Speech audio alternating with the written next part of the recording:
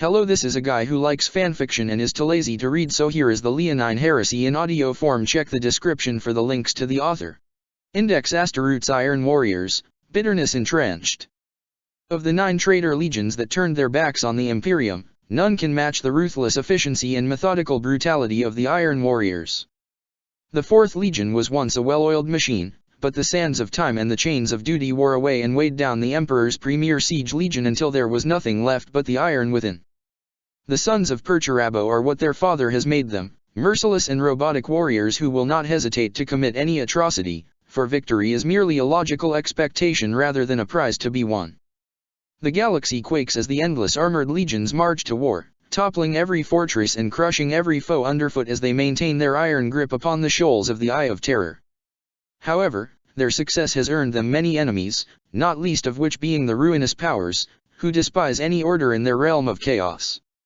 As the 41st millennium comes to a close, enemies gather all around a legion fractured by self-inflicted civil war, but Perturabo and his sons will hang on to the bitter end, as unbending as their namesake and motivated by spite as they seek to carry out their oppressive schemes. Origins: big guns never tire. The age of strife was a time dominated by only war. The promises of progress and understanding died with the dark age of technology, and so much was forgotten, never to be relearned. Where super-intelligent machine minds once oversaw wars stretching across countless light years, now hordes of barbarians hurled themselves at each other for scraps of territory.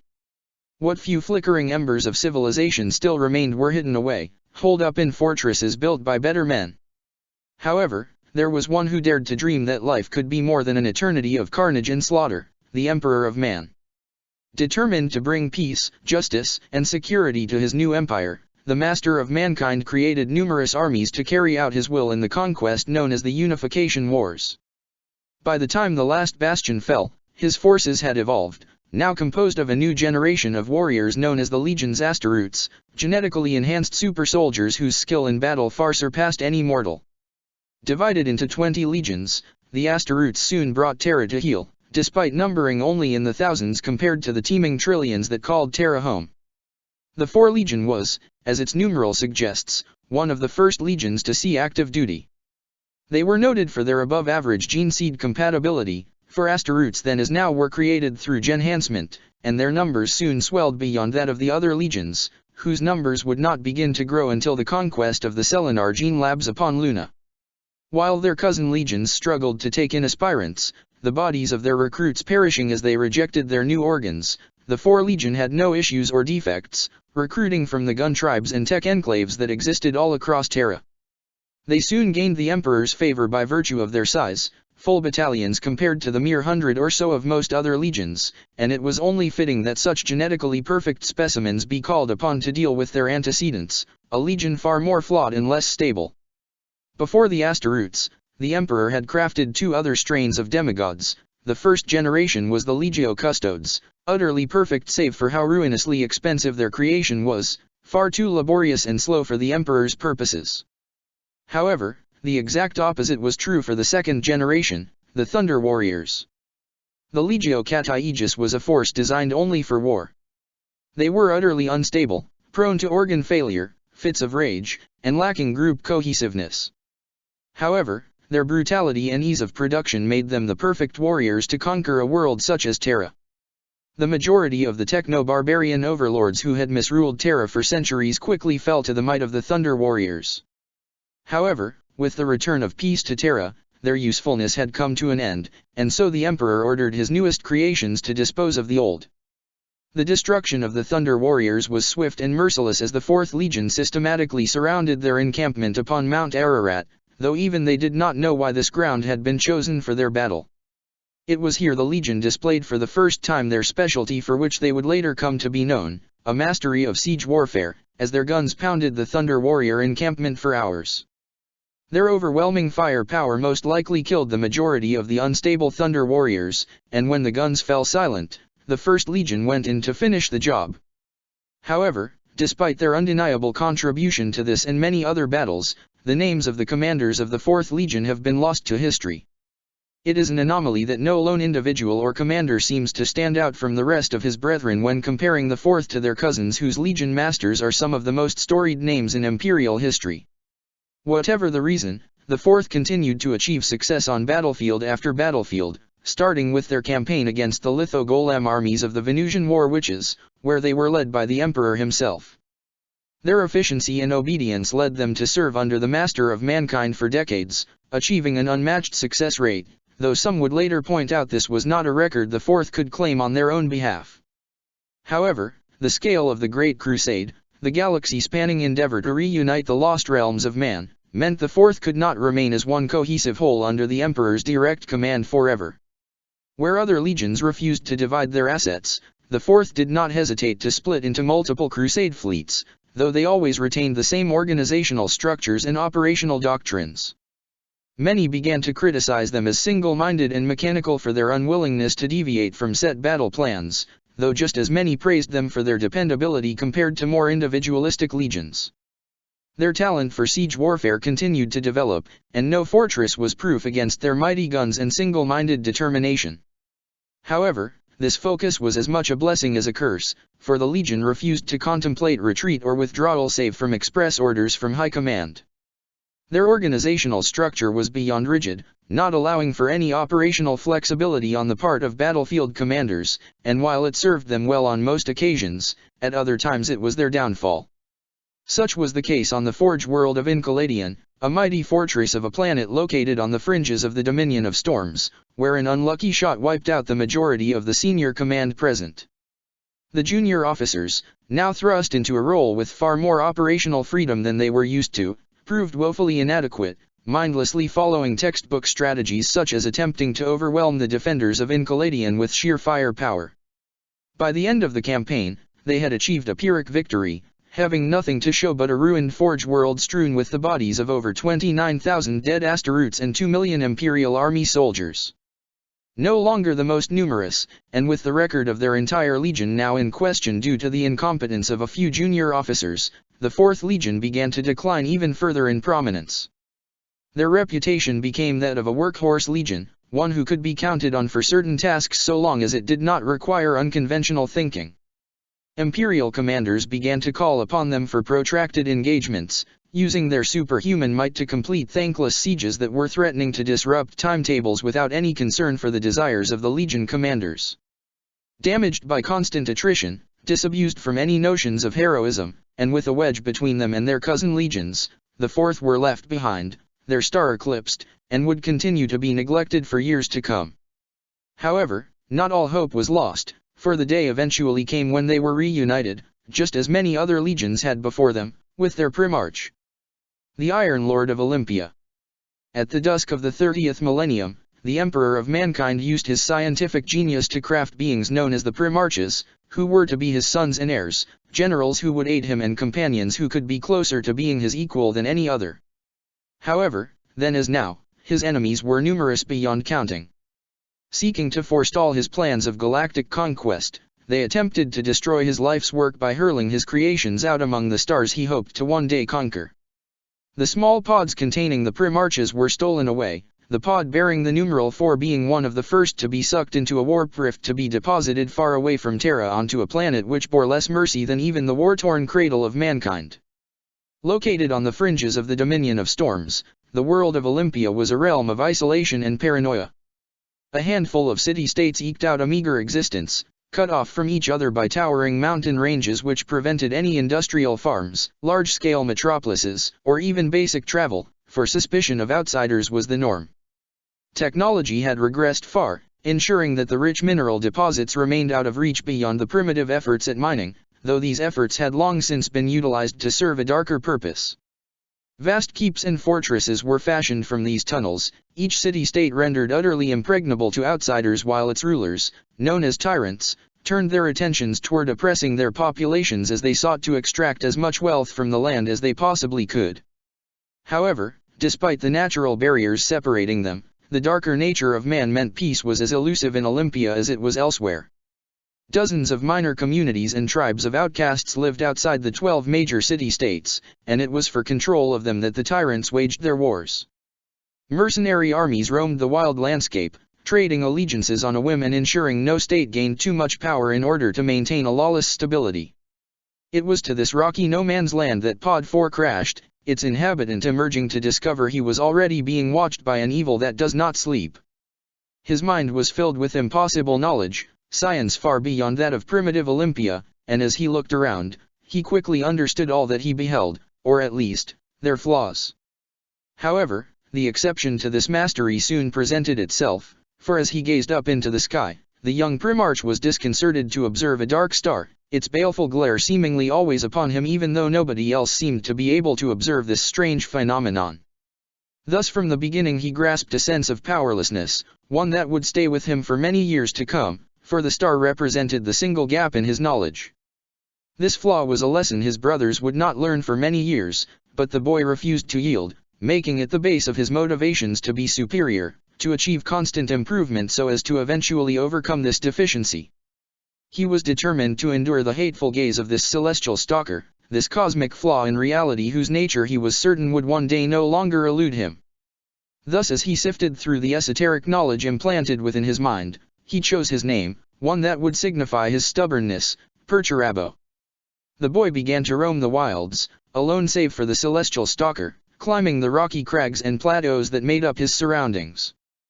Perturabo had an innate curiosity, thirsting for knowledge and genuinely curious about his surroundings in a way the weary and suspicious people of Olympia were utterly baffled by. However, his morality left something to be desired, for he was more than willing to sacrifice others to obtain the data he sought. As he climbed, he observed a shepherd boy, caught in the grasp of a feathered serpent over 15 meters in length. Rather than intervene and save the youth, the Primarch merely observed, learning all that he could of the wildlife and learning the language of his world from the panicked screams and cries for help of the youth as he was slowly constricted to death over the course of hours. Following instincts he did not fully understand, Perturabo scaled the cliff face, discovering a village and the forge located at its heart. For the next year, the Primarch lived in this tiny village as a blacksmith, crafting weapons of war as he quickly surpassed the master of the forge who owned it. Delighted in victory but dissatisfied with the mediocrity of those around him, Perturabo set out on his own once more, seeking out the nearest city-state in search of someone to best him either in smithying or in combat, for the boy had quickly discovered he possessed incredible physical prowess. Upon entering the city-state, Perturabo was brought before the tyrant who ruled it, a man whom history remembers only as the satrap, who had heard of the boy's natural talent. The man adopted him, promising to give him challenges worthy of his talent, but he quickly proved unable to live up to his word, for his realm was the smallest and weakest of the 12 great city-states. However, what he lacked in riches and strength, the tyrant more than made up for in cunning. Playing off Perturabo's pride and need for approval, the tyrant manipulated the Primarch into disposing of his enemies within the city-state before turning him against his enemies elsewhere. Thus the man who had wanted to be a smith, a craftsman, became a weapon of war, a tool in the hands of those who were lesser than him, and he knew it. His ruthless efficiency ensured no tyrant could stand before him, and his masterful skill at siegecraft in observing weaknesses, their impregnable fortresses crumbling along with the mountains they were built upon, and soon all of Olympia bowed before him and his adoptive tyrant father. He was harsh but fair, expecting success and punishing failure, and all men respected him, though they did not love him, for he took a cruel and unseemly delight in humiliating those he challenged. After taking Lacos, the last of the 12 great city-states, the satrap appointed Perturabo as regent of Lacos and ordered him to marry Calliope, the daughter of the defeated tyrant Damikos, whom he ordered imprisoned. Though his power far outstripped that of the satrap, the Primarch went along with his adoptive father's wishes and married the girl. However, their marriage was far from conventional. Perturabo showed little interest in his wife, or companionship in general, and the satrap's desire for grandchildren and heirs remained unfulfilled as rumors the marriage was never consummated began to spread. The Primarch had seemingly realized what was obvious all along, the approval he sought would need to come from someone who could surpass him, and with his new title as regent, he had power that was ill-defined enough to make the satrap hesitate to cross him lest he himself be overthrown. Now free to follow his own desires, Perturabo instead spent most of his time designing architectural schematics so advanced they were deemed impossible to construct with the primitive tools of Olympia, though he never gave up regardless of how discouraged this made him feel. As the years passed, the satrap grew more frustrated with his son's increasing independence, and eventually traveled to confront his son in private in his palace at Lakos. However, as he soon discovered the hard way, Perturabo had long since rejected the satrap's authority, sending him to his doom by hurling him bodily from the mountainside. The Primarch's next action, his first as tyrant, was to order the release of Damikos, appointing him as regent to oversee Olympia while he remained in his laboratory. It was clear Perturabo himself did not desire the burden of leadership, and was content to remain in his workshop while others ruled in his stead. Under Damikosa's watchful eye, the treachery endemic to Olympian culture shriveled away even as paranoia grew under the vast police state he established. Peace was enforced at sword point as incompetence was punished and corruption exterminated under the regime of Regent Damikos and Queen Calliope, who ruled without check to their power so long as Perturabo's demand for order and resources was fulfilled. However, despite his uncontested mastery, Perturabo still remained unhappy, for even with his matchless authority and talent, he could not shake a sense of helplessness. None could best him in any regard, whether it be craftsmanship, skill at arms, or battle of wit, but always winning left him dissatisfied, for there was nothing he could do to give himself more of a challenge.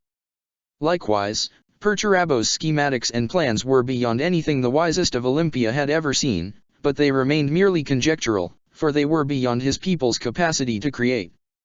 A deep sense of dissatisfaction began to fill his days as his talent went to waste, ennui stripping away everything save a desire to be challenged. All the while, the baleful star continued to observe him, no matter where on Olympia he roamed, and the fact nobody could see it drove him to ever deeper depths of isolation. However, his wish was eventually granted, for from the stars descended a golden warship, exciting in the Primarch a sense of wonder he had all but forgotten. "I am the Emperor of Terra and of all mankind. You are Perturabo." It was more of a statement than a question. I am. You know me." Perturabo nodded eagerly, excited for the first time in his life. The man placed a hand on his shoulder. "I see a thirst for knowledge in your eyes. I can offer you the knowledge you crave. Will you pledge yourself to me and to humanity's service?" Yes, anything. Please take me with you. I will be your servant."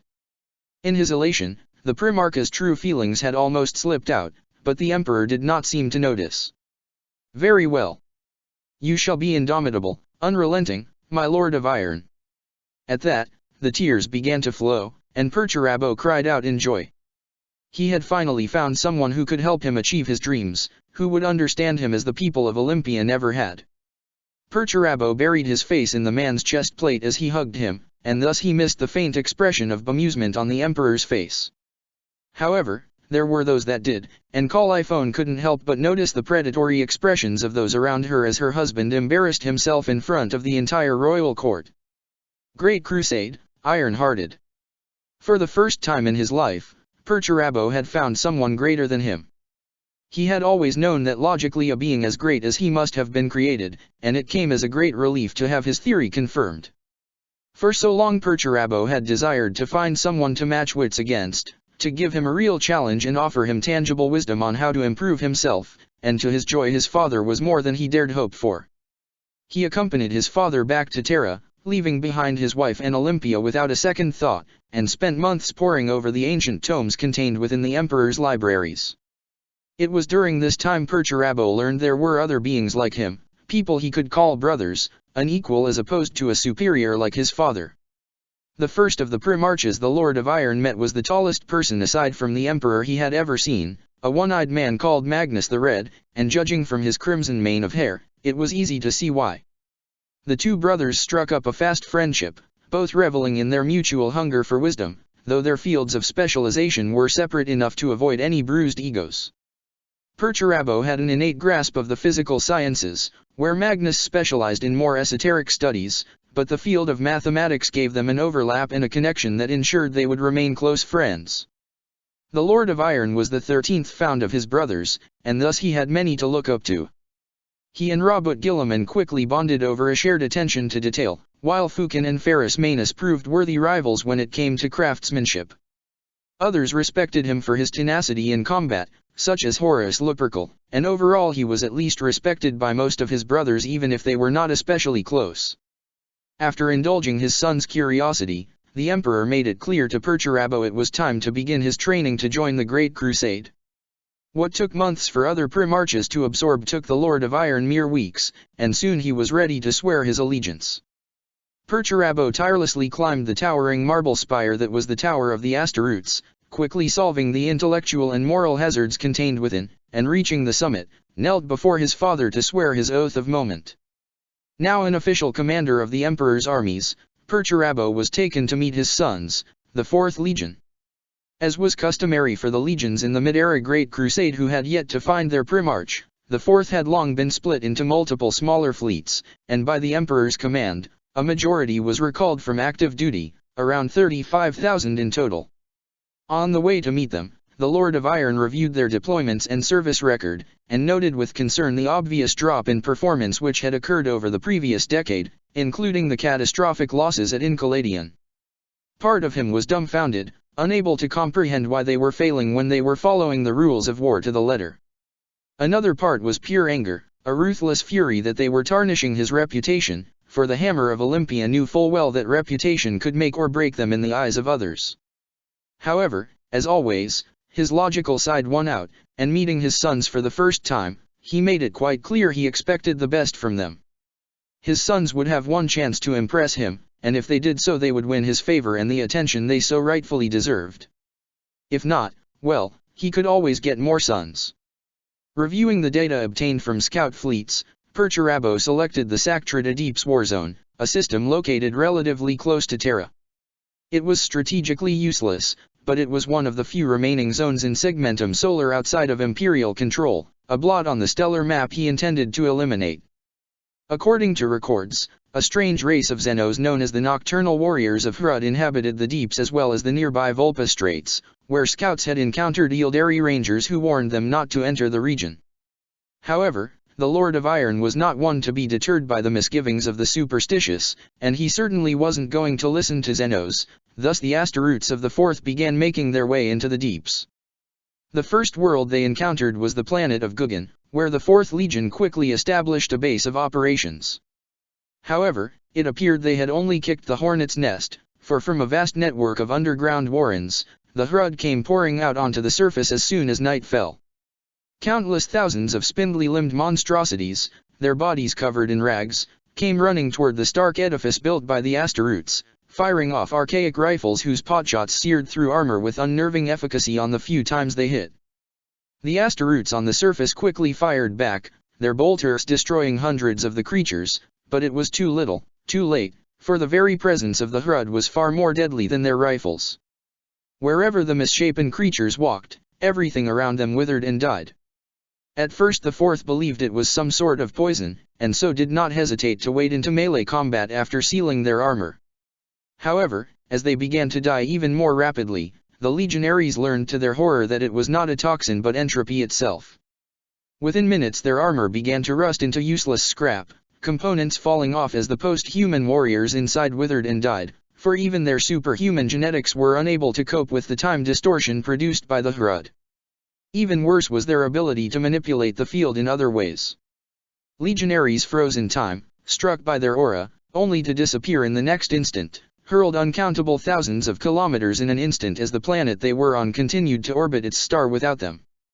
Within an hour, the entire fortification established by the 4th had crumbled away, and Perturabo was left to stare at the casualty report listing his 500 dead sons.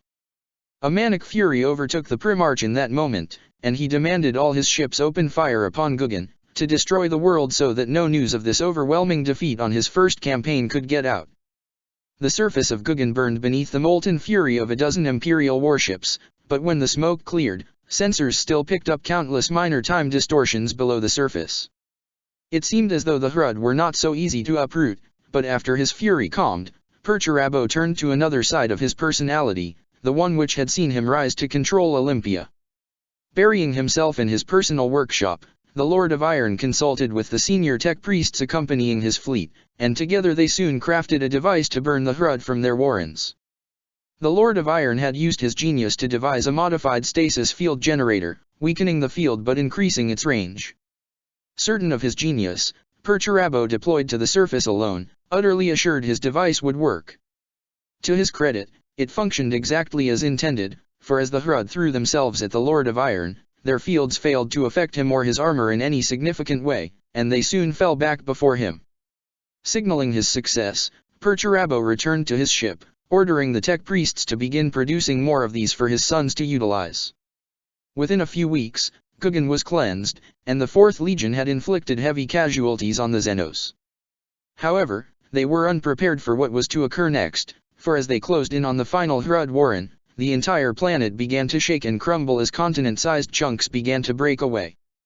The world of Guggen ceased to be, and in its place was a collection of massive ships, fashioned from hollowed-out chunks of land that housed untold billions of Hrud who fled the system rather than face death at the hands of the 4th Legion. Multiple planets across the Volpa Strait began to report similar occurrences, and as the ships of his fleet began to crumble to dust around him, Perturabo realized for the first time just how much he had underestimated the situation. Now desperate for the first time in his life, the Lord of Iron ordered his flagship to escape at any cost, ramming it through one of his own vessels in order to escape. By the time the last of the Hrud had fled, the 4th Legion fleet was in shambles, over 95% of it lost with all hands.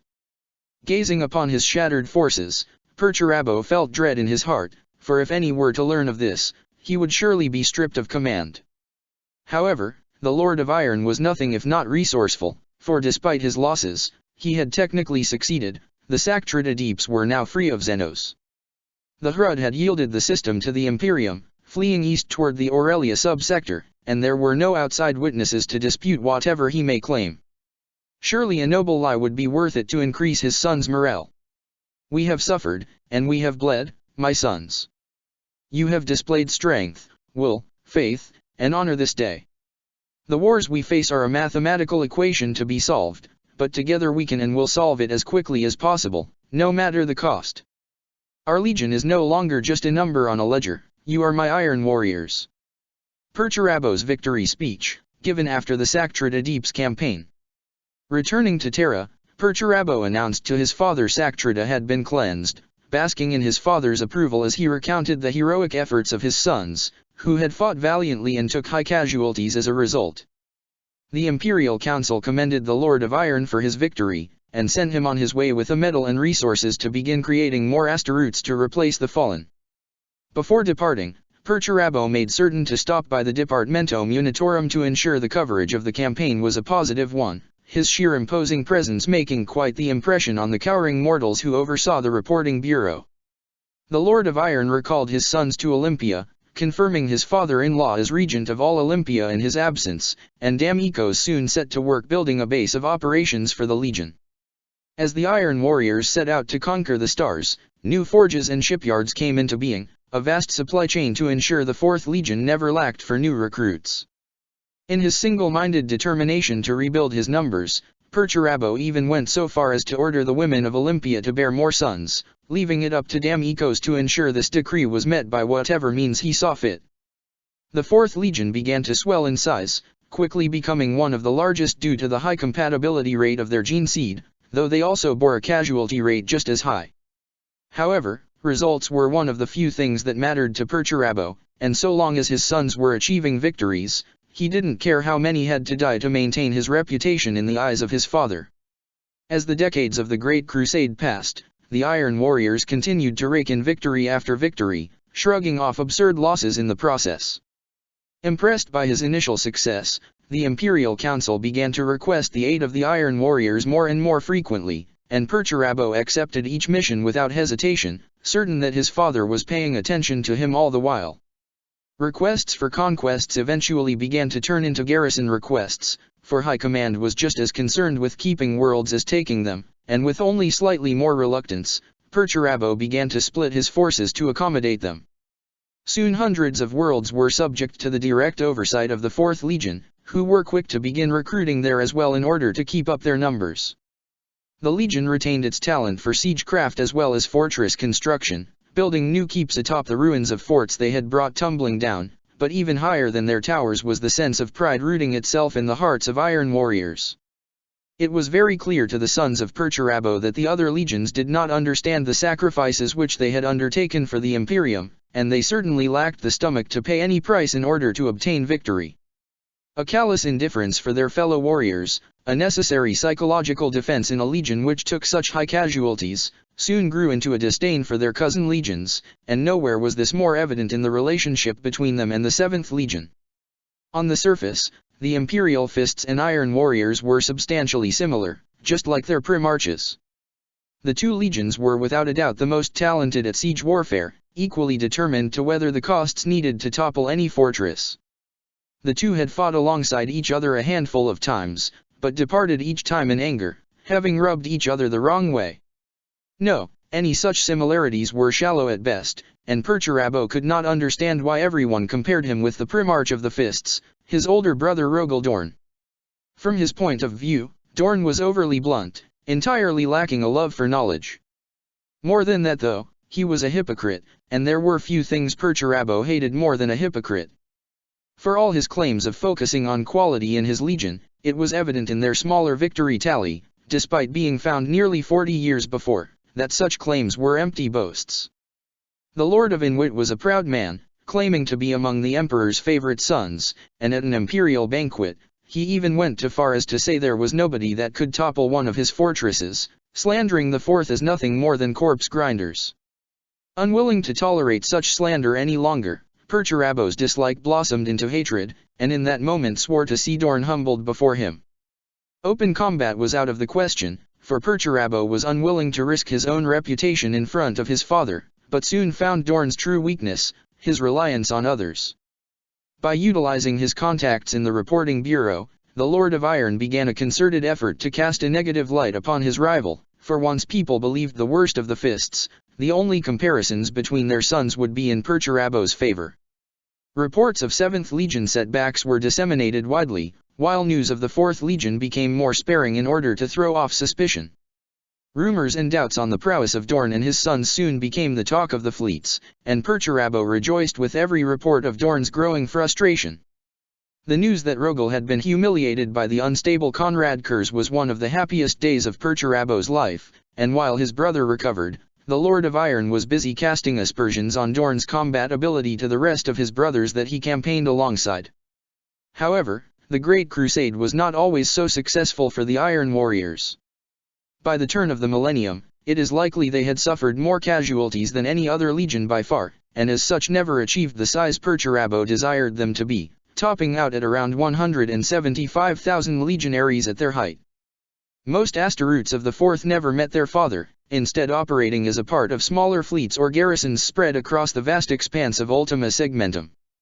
However, even those physically close to Perturabo were not exactly beloved or even trusted. The Lord of Iron was highly prone to emotional outbursts, unable to grasp why his sons failed to comprehend his logic, and he found himself having to explain things in the simplest of terms for them to even begin to understand his reasons. Though they tried their best to hide it, he could tell they resented him and would rather not be around him. This created a vicious circle of frustration between the father and his sons, who preferred the company of their brothers, who were less likely to lash out in rage. The death and horror they had all seen was clear to them, but Perturabo despised weakness, and thus his sons did their best to live up to the Legion motto, to be both iron within and iron without.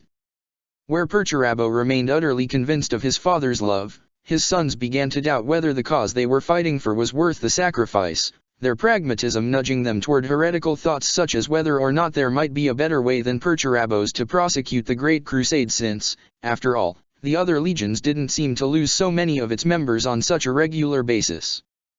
The desire for success remained strong in those who accompanied the Primarch, but those who remained in the garrisons for decades eventually lost faith in their Primarch.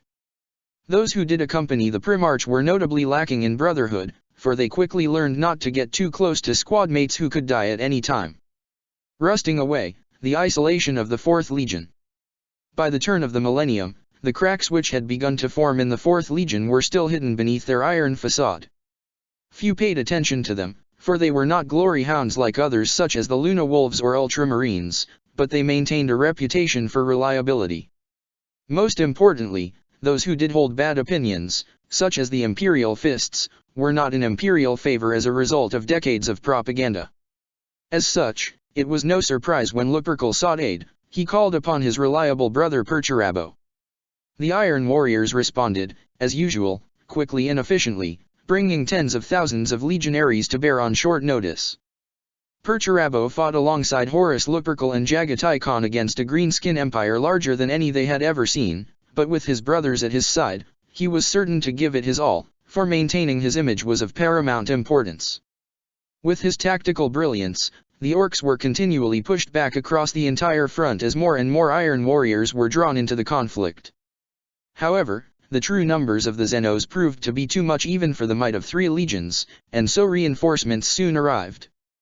The Lord of Iron's irritation at being forced to call for aid soon turned to joy when he learned the reinforcements were led by none other than his father.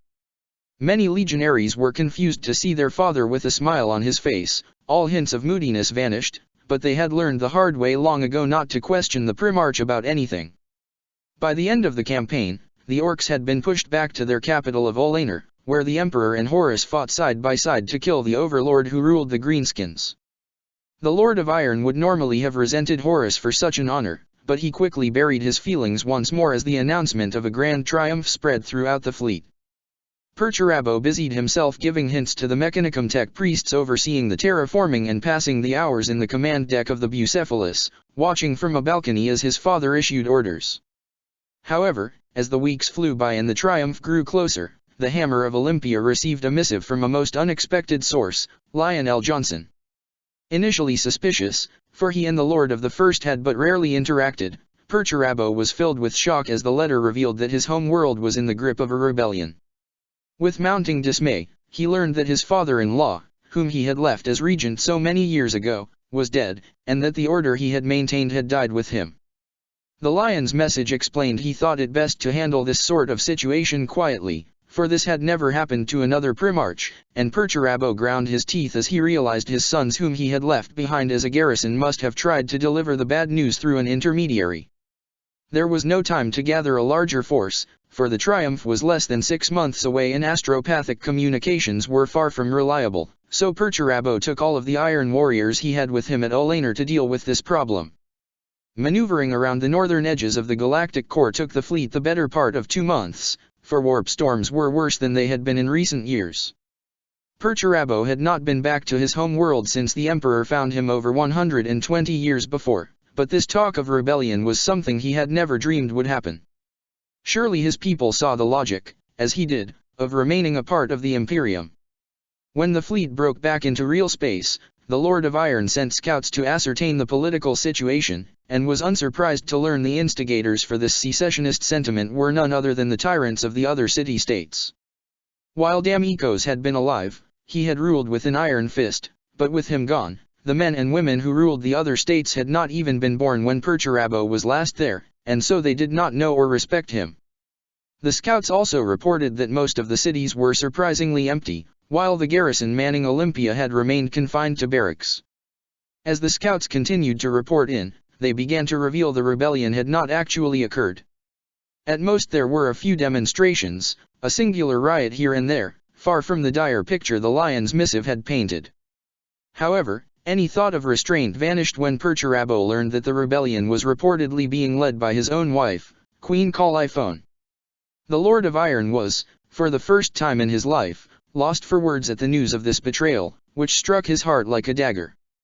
Hadn't he given her everything a person could want, power, servants, multiple Juvenat treatments to live far beyond a normal human's lifespan?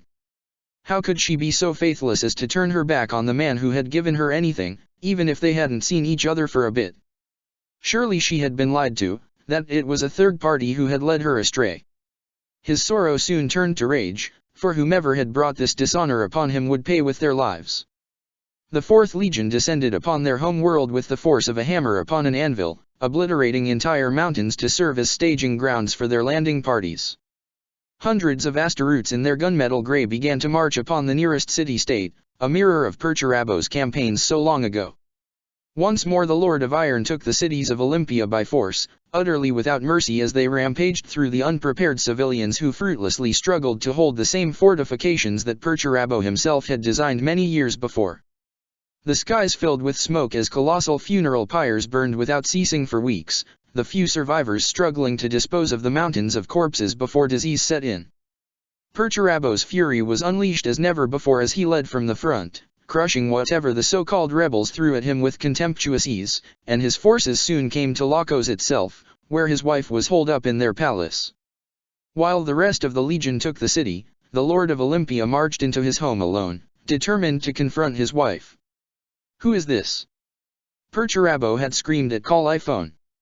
His wife had lost none of her beauty in the time they had been apart, mostly as a result of extensive Juvenat treatments, but the partially dressed man who had been in the bed with her appeared to be barely old enough to shave. "Who do you think he is? Did you really expect me to be alone for all these years?" Calliope sarcastically replied, her tone oozing venom and contempt. At a loss for words, Perturabo resorted to his instincts. Faster than the other two could react, he wrapped his armored hand around the young man's head, and effortlessly crushed it into a bloody pulp. However, that only seemed to make his wife angrier. She threw herself at him, pounding on his armor to no effect. "You idiot! You've ruined Olympia, you and your Imperium. How dare you? I was serving my father, bringing order and a worthy dream into fruition. Damn ecos stripped our world of its youth in the name of your dream. Our population was in tatters even before you loosed your butchers. I cared for you, Calliope. I made you my queen." Perturabo's tone had changed from anger to pleading, but Caliphone's remained just as caustic. "Even before the emperor came, you ignored me in favor of your drawings, of your little clockwork machines and your toy soldiers. Not to mention the fact you've been absent for well over a century. Some care that was. Ever since the Terrans came, you've done nothing but scurry about, accepting every pointless task and errand thrown your way in the hopes of winning some scrap of praise. How is it that your brothers refuse these same missions yet still win the Emperor's attention? Calliope, please." Perturabo's voice had changed from pleading to a low warning growl, but Calliope plowed on, filled with scorn and derision. "I'll tell you why if you won't admit it. In your arrogance, you believe the Emperor needs you, that he loves you, that you're the only one he can count on. Why else would you keep accepting tasks that throw away the men of Olympia by the tens of thousands? Don't think the people you left behind haven't noticed how nobody ever returns from your great crusade. It's clear to everyone that you're a child, Bo, who never grew into a man, and the whole Imperium knows it. How could I possibly be satisfied with a failure like you?" Perturabo's hand lashed out, seizing his wife by the throat, tears flowing down his face. "You're a traitor. Why are you making me do this?" He sobbed, tightening his grip as Calliope struggled, her hands clawing uselessly at his iron grip. With one final squeeze, she went limp, and he let her body fall to the floor. Rising up, he walked on unsteady feet over to the window, looking out from his balcony at the burning ruin of his world and its cities. "What have I done? How will the Emperor ever forgive me?" As the sack of Lacos continued through the night, Perturabo remained alone in his tower, replaying his wife's words over and over as he contemplated his situation. She was right about one thing: damn ecos had clearly mismanaged the world. It must have been the regent who filled her head with such poison. There was no way this could be Perturabo's fault. However, what filled him with the most dread was her words about the Emperor and his brothers. Had he done too good a job of concealing his talent and successes from the rest of them in his attempts to avoid suspicion? Reviewing his previous actions dispassionately, it was possible that was the case. But he was certain the Emperor loved him. There was no way she was right about that. When dawn broke, the Hammer of Olympia emerged from his seclusion, and gathered his sons to his side once more. Singling out their commander, Consul Narikdragur, Perturabo ordered him to do whatever was necessary to repopulate the world, giving him and his grand battalion the authority to rebuild Olympia and make it prosperous once more. Most importantly, they would need to keep the sack of Olympia as the most guarded of secrets, for none could ever be permitted to learn about this. The Lord of Iron departed Olympia with his fastest ships, straining against the tides of the warp to reach the triumph of Olaner and stand by his father's side in the place of honor he knew so rightfully deserved. However, when the fleet arrived, they were alone. There were no parades, no grand collections of vessels orbiting above the world, only an automated message from a servitor manned satellite announcing the trophy world was off limits while broadcasting a recording of the affair. Perturabo was genuinely sad at first that he had missed the Emperor. Surely his father had put it off as long as he could in the hopes his favorite son would return, but the Lord of Iron knew full well his father couldn't wait forever. However, this understanding soon turned to confusion as the recording continued, displaying the Emperor crowning Horus Lupercal with a new title, that of War Master. Perturabo frowned, struggling to grasp the implications of such an ill-defined title which had no precedent in imperial history, but as the Emperor continued speaking, the Lord of Iron was distracted by someone standing in the background of the shot. At first he believed it to be his brother Sanguinius, famous for his golden armor and wings, but then a panning shot revealed him to be standing elsewhere. It was with mounting fury Perturabo realized the truth. It was Rogaldorn standing there by the Emperor's side. The Lord of Iron screamed in frustration, smashing his hololith over and over until there was nothing left but a mangled pile of scrap. His unworthy brother had gotten to stand by their father's side, no doubt whispering twisted truths of his exploits, claiming the glory and favor which should have been his by right. His fury mounted ever higher as Perturabo realized it would not have changed anything had he learned about Olympia after the events of the triumph, that he could have stayed at Olaner and received the adulation which should have been his. Uncertain of what to do next, Perturabo returned to his home world, overseeing the rebuilding efforts and ensuring they were up to his standards. Issuing orders to his scattered fleets, the Hammer of Olympia had them bring new populations, a tithe from the worlds they conquered, and soon people from dozens of systems now called Olympia home. They would adopt Olympian culture, in time, but for now reconstruction took priority, and so most were put to work laboring while the legionaries oversaw the rebuilding of the homes for them to live in. These efforts were soon interrupted by a delegation of custodes, the Emperor's personal bodyguards, who announced to the Lord of Iron and his senior commanders that the Emperor was calling a summit on the world of Nicaea to discuss the Liberius project. Perturabo quickly departed to rendezvous at the coordinates the custodes had provided. He had never really been comfortable around Psykers, for their powers were hard to plan around, but Magnus was his closest brother, and Perturabo would support him in his time of need, for the Lord of Iron had long known most people did not like the Crimson King. It had always amused him that Magnus was unable to understand why they disapproved of his psychic powers. He supposed some people were just oblivious when it came to getting along with others. More importantly than supporting Magnus though was the chance to see the Emperor. This would be his chance to make up for lost time, and he would not let it go to waste like at Olaner. When the fleet of the Iron Warriors arrived, they quickly noted with displeasure that the 7th Legion had entered the system at the same time. The two fleets began to jockey for position, each attempting to bring their vessels as close as possible to the Golden Bucephalus, flagship of the Emperor, and so claim the place of pride. However, the custodes soon intervened, forcing both fleets to stand down, for they would brook no possible danger to the master of mankind or his ship, and so the Iron Warriors reluctantly moved into the position indicated to them.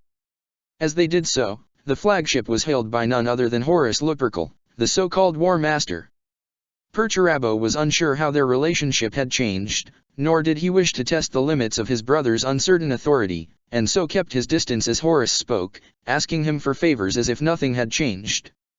Caliphone's words came back to him, and he began to realize his brother was taking him for granted, his tone making it clear he expected Perturabo to assent to whatever he asked, such as his request for a battalion of his sons to join something called the Legion Auxilia.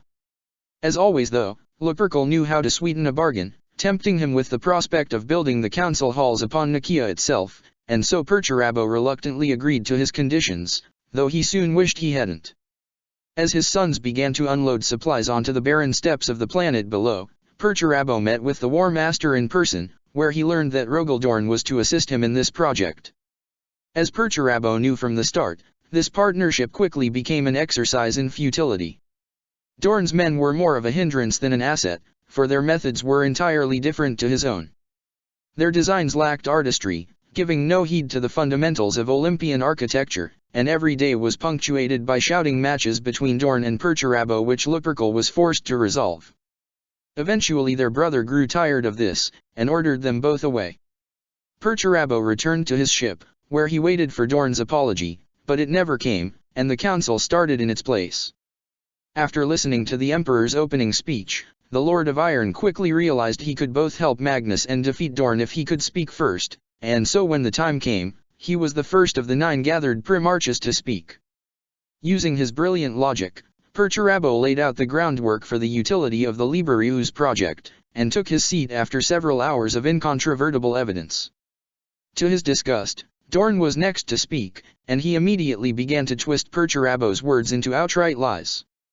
The Lord of Iron would not stand for such slander, and began to heckle him from the sidelines. However, his scorn soon turned to shock when the Emperor arose, and in a tone which brooked no dispute, ordered them both from the room.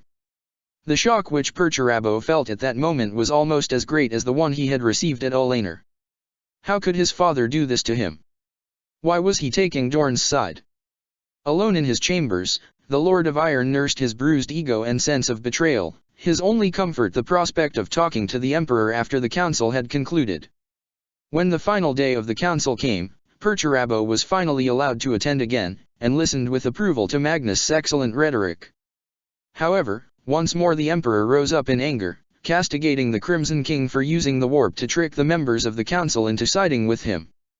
The Lord of Iron was confused, for he had not noticed any such trickery, but his father was always right. Though it was annoying that Dorn's side had come out victorious, there was no point in arguing, and thus he watched silently as the Emperor pronounced his verdict banning the Liberius and censuring Magnus. His patience was rewarded with the Emperor's next announcement, his heart leaping as his father described the position of Praetorian, a role he was clearly born to play. However, his hopes flew too high. In stunned silence, Perturabo watched in disbelief as his father chose not him, not Dorn, whom it galled Perturabo to admit would be the next logical choice, but Fukin. Total shock filled his body as Fukin stood by his father's side in the spot that should have been his, which was quickly replaced by a roaring tsunami of hatred. He looked over at Rogel, and found in him for the first time a kindred spirit, someone else who understood the depth of this betrayal. Fukin had been his brother once upon a time, a fellow craftsman, but no more. Perturabo stormed from the room, almost running to return to his flagship. A scream of impotent rage nearly slipped out as he noticed Malkador move to comfort Rogel while he himself remained ignored. Tears threatened to flow as Caliphone's words rang in his ears again and again, alongside the crushing weight of failure and solitude. Tumbling down, the heresy begins. A lesser man would have been destroyed by the weight of emotions that bore down on Perturabo that day. However, he was the Lord of Iron, and with the practiced ease of one used to being misunderstood, he buried it all, pushing his emotions aside to present his usual taciturn exterior to his sons. The roiling tempest was locked away, and so none were any the wiser as the Iron Warriors returned to Olympia. The skill of his sons was undeniable, for Olympia was nearly restored to her former glory little over a year after the sack which had all but depopulated her. New influences were evident everywhere, for the imported populations had brought with them the distinctive flares of their original worlds. It made Olympia feel far more cosmopolitan and imperial, but to a man adrift from his bearings in the way Perturabo felt, it just made it seem like his home was gone forever. Only his Turum Ferum, the soaring spire which was his personal sanctum, remained as it was, for even in the height of their rebellion, the traitors had hesitated to disturb the fortress of the Lord of Iron.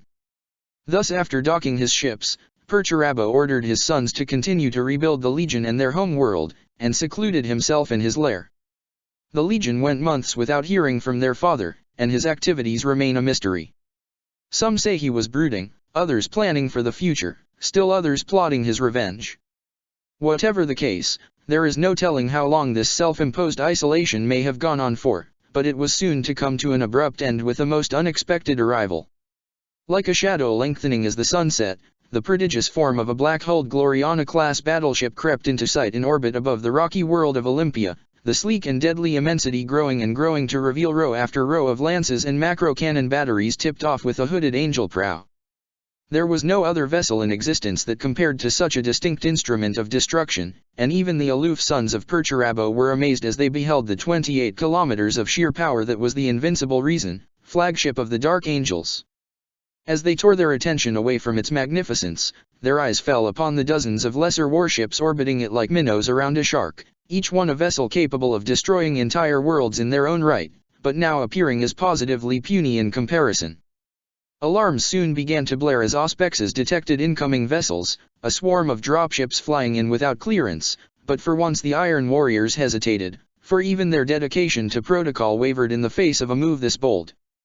Curiosity and indignation mixed together as an entire battalion of legionaries gathered to meet the stormbird that could only be bearing one individual as it lit upon the highest landing pad, and at their head to meet the Primarch of the Dark Angels was the Trident. Trident. Rather than a single legion master to act as a second-in-command to the Primarch, the dispersed fleets of the 4th Legion required a more flexible structure. Perturabo's favor was a fickle thing, and many commanders rose and fell based on his approval. Those who retained his confidence, such as it was, the longest were referred to as the Trident. They were a group of 3 triarchs, a title which gave them primacy in both authority and rank over the rest of the legion.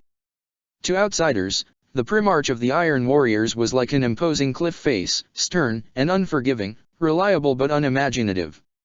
However, his sons knew the truth, that beneath that iron exterior lay a fiery temper and unpredictable tempest of emotions. Thus the Trident most often acted as advisors and intermediaries who softened their Primarch's harsh commands. By the turn of the millennium, the Trident consisted of 1st Captain Kaidamar Forix, Lord Barrosus, of the 2nd Grand Battalion, and Barbenfok, known only as the War's Myth. Having been witness to their father's explosive temper, the Trident were in total agreement, a rare occurrence, that Perturabo must not be disturbed. Thus as the Lord of the Dark Angels disembarked from his personal transport, accompanied by dozens of Deathwing companions in ornate armor, a host of legionaries in the unadorned plate of the Iron Warriors stood in his way. The Trident began to speak, but were silenced with one look. Frozen in the midst of a peerless hunter, Lionel Johnson walked casually past the assembled 4th Legion, not bothering to speak or ask for directions as he strode into the heart of Perturabo's domain. The master of the first moved with absolute focus through the twisting halls of the Turum Farum by what must have been pure instinct, for no records show him ever having been to Olympia before, and he soon stood before the personal sanctum of the Lord of Iron. The vast adamantium doors remained resolutely shut, but the Lord of Caliban was not one to take no for an answer. In one swift motion, Lion drew his great sword, the Lion's blade, and cut into the wall, its mighty power field slicing clean through the 1.5 meters of solid adamantium between him and his brother. Kicking out, the thick slab of metal fell to the floor with a deafening clang as Lion stepped through, straightening up to look his brother in the eye. Perturabo frowned, but began to move aside the thick sheets of blueprints and designs that covered every surface of his workshop in order to clear a space for his brother to sit down. The conversation lasted for hours, but if the Lord of Iron had expected comfort, he was dead wrong. Live up to that logic you're so proud of and face the truth, Bo. The Emperor doesn't love you.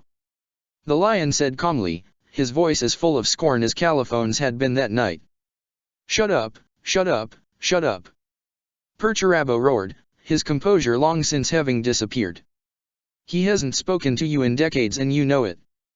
His time has been spent on his favorites, Lorgar, Conrad, even Horus. He and everyone else knows about your little smear campaign against Dorn, and it disgusts him just as much as your pathetic need for approval. You're just his errand boy, running about to do his will while you hold up your bleeding wrists as you cultivate your martyr's complex in the hopes others might recognize you only to brood in the shadows when they inevitably don't. You don't know anything. I've sacrificed. What? What have you sacrificed that others haven't? We've all lost our sons and our time prosecuting the Emperor's pointless wars of self-aggrandizement. Your foolish devotion to the Emperor is a chain, a fetter you can't even see, and an unworthy one at that. Why did you come here? Just to mock me? Or do you have some task you want to manipulate me into doing like everyone else does? You call me blind, but don't think I haven't noticed how you, like everyone else, is attempting to play to my ego, as if I were Gilliman. Perturabo demanded, his voice full of resentment at both his brother and his own eyes which were filled with treacherous tears of despair that revealed his weakness. I came because I care about you, Bo. You and I are alike, standing apart from the rest of our brothers. We both know what it's like, dealing with incompetents who can't understand simple logic. You and I have both analyzed the structural integrity of this Imperium. The Emperor seeks to pass off the work to lesser architects when the very foundations are riddled with flaws.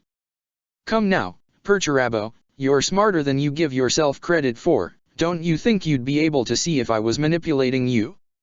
I'm just here to help you break free of your self-imposed prison, starting with that star that's been haunting you." As his brother finished speaking, Perturabo raised his head to look his brother in the eyes, searching desperately for a shred of falsehood to seize upon, to fall back upon cynical resentment as he knew he always had.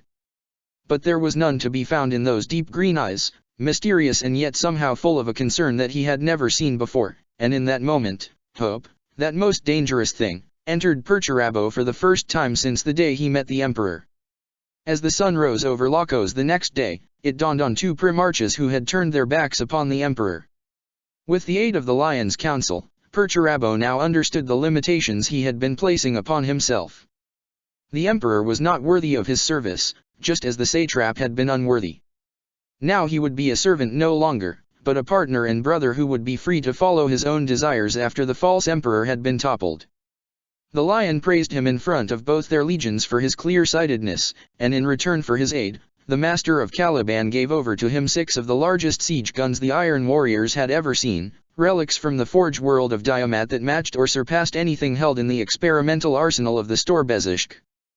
The Lord of Iron was more focused than ever before, for his brother had given to him strange obsidian stone panels with which to line his helmet and hammer, and now the presence of the baleful star was still palpable but no longer oppressive as it had once been. A new drive animated him, for Perturabo now knew of the coming storm and the need to purge his legion, to make it strong enough to survive the war to come. The Iron Warriors gathered their forces and set out for the stars once more, for the time for mercy had passed. For the next 10 or so years, the 4th Legion journeyed to each and every one of the hundreds of worlds they garrisoned. Accompanying them were small groups of 1,000 sons, for in the aftermath of the Council of Enochia, the 15th Legion had been split amongst the legions. Through the influence of Lionel Johnson, one of these brotherhoods had been assigned to the 4th Legion, where they were quick to share the knowledge of the warp they had amongst the psychically gifted members of the 4th Legion. So too did the warrior lodges propagate through the Legion, yet another addition introduced by the Dark Angels to further corrupt them. However, to the rest of the Imperium, the Iron Warriors remained unquestionably loyal, and nobody had any reason to suspect the 4th Legion, least of all the War Master, among whose Mournival advisors was Sultan Volbron, the Stone Ra, and his 45th Grand Battalion who represented Olympia amongst the Legion Auxilia forces. None who met the belligerent and forthright Braun had any reason to suspect the sons of Olympia capable of deception, but appearances can be deceiving, for it was during this time that the Great Purge occurred. Split into dozens of fleets, the Iron Warriors bore express orders from Perturabo himself, letters of marque enabling the fleets to destroy any companies whose loyalty to the new order would be suspect. However, while the loyalty and motivation of the Hammer of Olympia may have changed, the suspicion and hidebound orderliness of his sons had not, and thus a hidden civil war erupted. Many of the Astaroth's garrisons were almost entirely composed of legionaries who had never so much as met their father, and the prospect of turning their backs on the emperor was an unspeakable heresy. In his usual arrogance, Perturabo had assumed his sons would simply yield either from logic or fear of him, but not all were so quick to obey, and the 4th was forced to besiege their fortresses one by one, their actions hidden by the ever-increasing warp storms that continued to plague the galaxy during this era. It is estimated that the Great Purge claimed over 1/10 of the 4th Legion before the Leonine Heresy truly began, a decimation only by virtue of the Legion's great size, for such losses would have been catastrophic to smaller legions.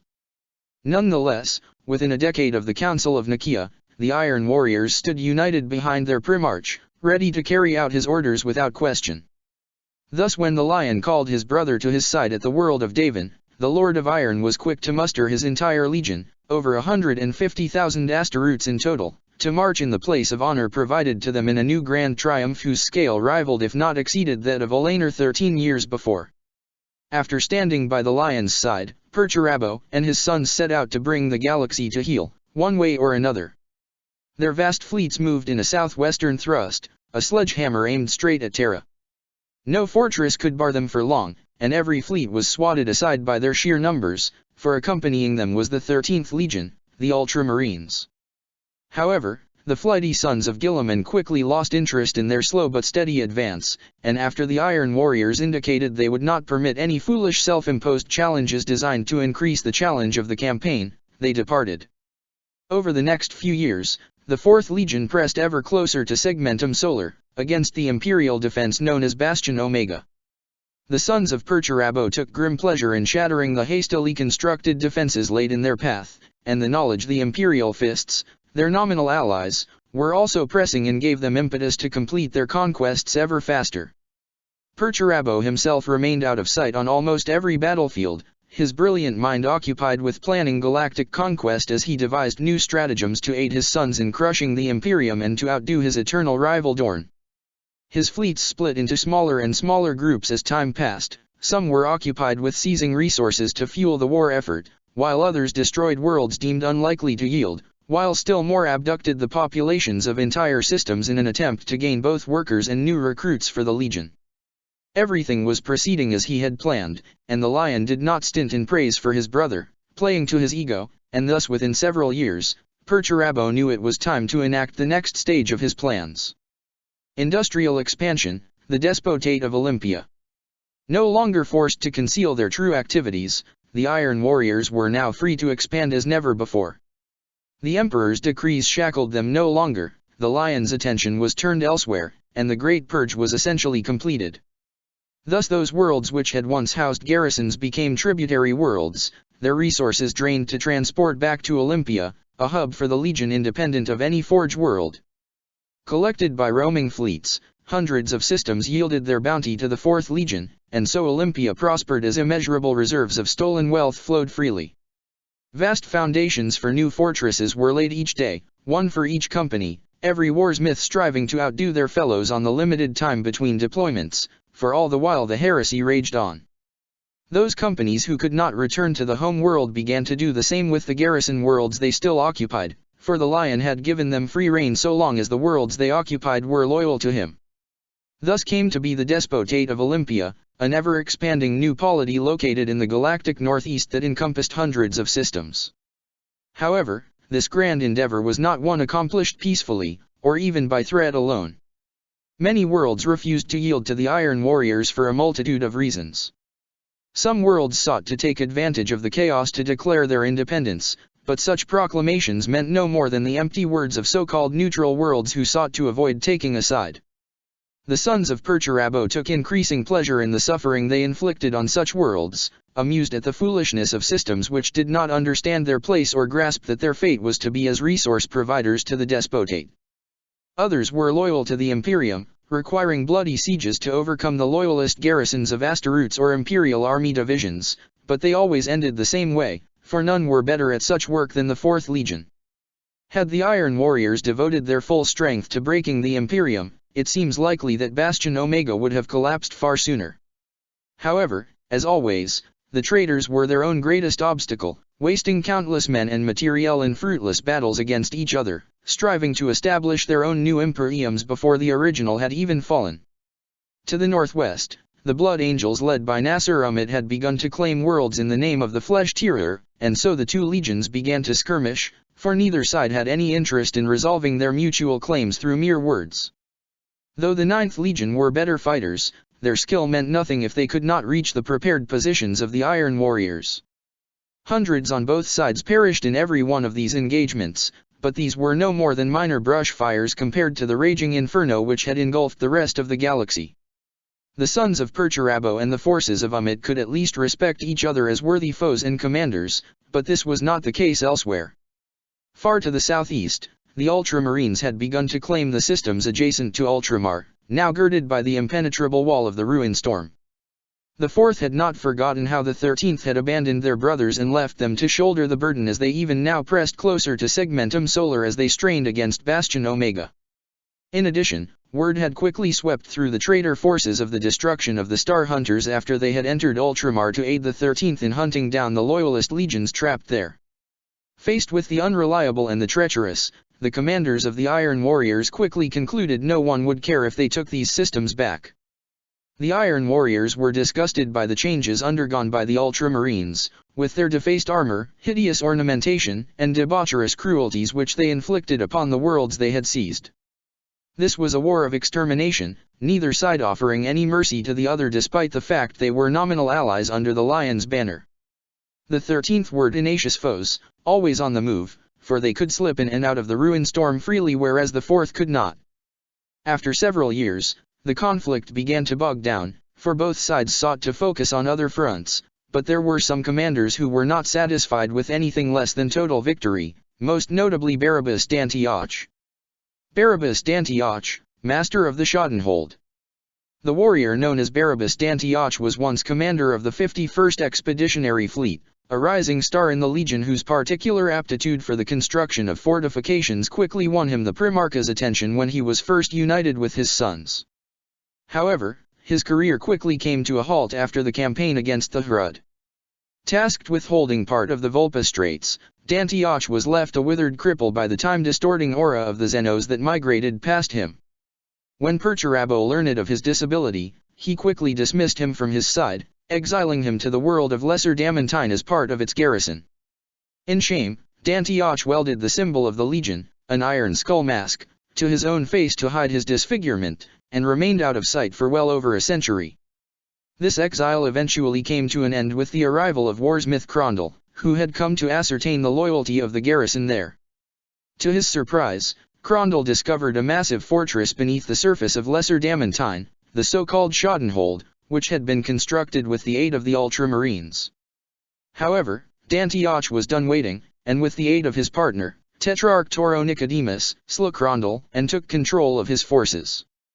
The pragmatic Perturabo cared little about this coup so long as it produced results, and so d'Antioch was confirmed in his role.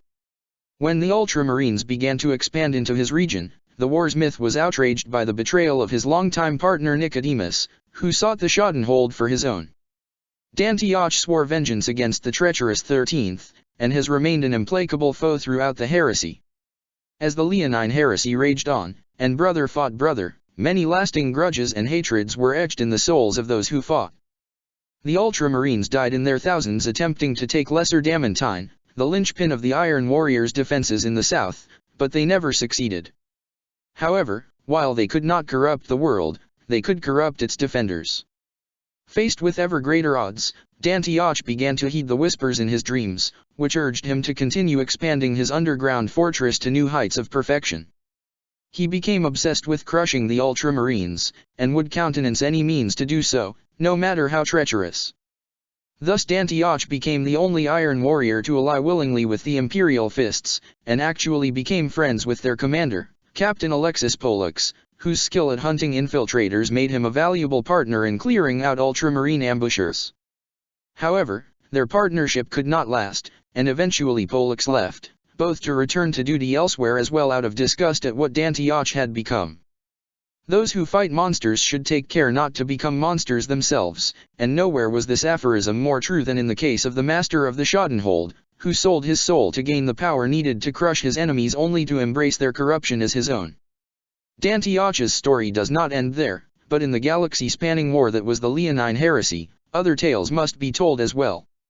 The conflicts between the Iron Warriors and the Ultramarines, or the forces of Umit, were vast struggles in their own right. However, they paled in comparison to the grand struggle between the Iron Warriors and their true rivals, the Imperial Fists. The singular alliance of d'Antioch and Pollux, which might have been the start of something in another lifetime, meant nothing amidst the firestorm of hate which had engulfed the galaxy. Decades of simmering resentment between the 4th and 7th Legions quickly flared into open conflict after the Lion's attention became diverted following the events of Molech. Notified of his brother's activities on the world of Estaban III, Perturabo had become alarmed at the realization Dorn had begun to spread his influence so far east, and quickly ordered his sons to begin seizing worlds to prevent any further expansion. While the Lord of the Fists was distracted dealing with loyalist infiltrators, as his Inwit star cluster was located far closer to Bastion Omega than Olympia was, the Iron Warriors struck, seizing dozens of systems and massively expanding the despotate in the process. The two rival powers began a cold war against each other, both sides competing for the allegiance of the same systems. For the first time, the sons of Perturabo were forced to rely upon diplomacy rather than naked threats, for time wasted conquering a system was time that could be better spent obtaining the allegiance of still more worlds. On several occasions, delegations from both the 4th and 7th would arrive at the same system, only to be played against each other by its politically savvy leaders. However, patience was not a virtue present in great supply amongst the sons of Perturabo, and so just as many systems burned in the fires of war between the 4th and 7th legions. As time passed, this grudge match began to escalate in scale as both sides sought to utilize their allies in their ever-growing conflict. Though most battles remained south of the galactic core, along an ever-changing front, new theaters opened elsewhere. In the northeast, resources were diverted to pursue several battalions of loyalist Iron Warriors, who had fled rather than betray the Emperor. To the northwest, the Flesh-Tearers made common cause with the Imperial Fists, forcing ever more resources to be diverted to that front to counter the increasingly effective tactics of Nasser Umit. However, for most of the war, the Primarch was nowhere to be found. After ordering his sons to begin expanding the legion, Perturabo had taken a fourth of the legion and disappeared, leaving his sons to carry on the conflict in his absence. While their discipline remained as firm as ever, a stark contrast to the other traitor legions, morale had dropped, and the war's myths grew ever more independent as intra-legion rivalries grew. Commanders such as Dantioch became increasingly difficult to manage, for resentment and the desire for revenge dominated them like never before. Left to its own devices, the Iron Warriors may well have continued to throw away their lives fighting their nominal allies. However, their freedom, such as it was, quickly came to a grinding halt with the return of Perturabo nearly 3 years after he had disappeared. New battlefields, the war in the webway. The whispers never stopped now. Ever since my helmet broke. It was a dependency though, right? I was weaker when I was hiding from the voices, from that eye that never sleeps. It promises me such things, power to reshape the galaxy, in return for something that does not exist. My soul? Don't make me laugh. The gods are dead, human reason has killed them. Why then won't the whispers go away? At first it was promises. Then threats. Now it's back to bargaining. Clearly it was desperate. It gave me a choice which was no choice at all. Power now, to be taken away later, or power in the future. Clearly it takes me for a fool. Of course I took the immediate power, for only a fool would make a bargain for future might with no date. Besides, if future me isn't strong enough to hold on to it, then he deserves what's coming to him. Fragmentary journal log, retrieved from the ruins of the Olympian rubble fields, clearance level, Vermilion. The Emperor protects. Faced with a galaxy-spanning civil war, the ever-logical mind of Perturabo spent most of the time devising new methods to reach the throne world, to carry out a decisive strike that would bypass Bastion Omega. The warp was clearly unreliable, whatever the immaterial Xenos promised, for the Astronomicon was in the false Emperor's control, and should they detect the bow wave of an armada incoming, the Imperials may well shut it off, condemning any invasion to the dubious mercy of the warp. Transit through real space was impossible, save a long and arduous journey that would take centuries, if not millennia, during which any invasion force would tear themselves apart. However, Perturabo was undaunted by such obstacles, and his perseverance, along with an old friendship, soon paid dividends. The Lord of Iron was most amused when Magnus the Red came to ask for his aid, for his sons had discerned a new route, which he called the Webway, that directly led to Terra. However, his own sons had failed to seize it from the Imperials, and so the assistance of a master siege-breaker would be required. Delighted to aid his favorite brother, as well as gain some leverage should he ever need it in the future, Perturabo quickly began preparations to bring the weight of his legion to bear. However, entering this webway was easier said than done. The passages utilized by the 1,000 Sons were small and narrow, suitable for legionaries or even transports, but certainly not siege engines of the size the Iron Warriors utilized. The idea of disassembling them was brought up, but quickly shot down, for the traitors had no time for such a plan. Thus a new gateway would need to be opened, and to that end, the Order of Ruin, a cabal of the 15th Legion, was tasked with opening a gateway large enough for their purposes. The sorcerers of 2 legions put their best minds toward finding such an opening, but to their frustration, the location remained elusive, as though it were being hidden from them.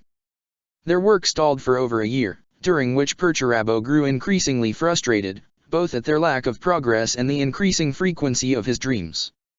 The helmet which had protected the Lord of Iron from the gaze of the baleful star had shattered in battle, and his attempts to repair it had resulted in a misshapen lump of horns and spikes more suited to the vainglorious ultramarines than a son of Olympia.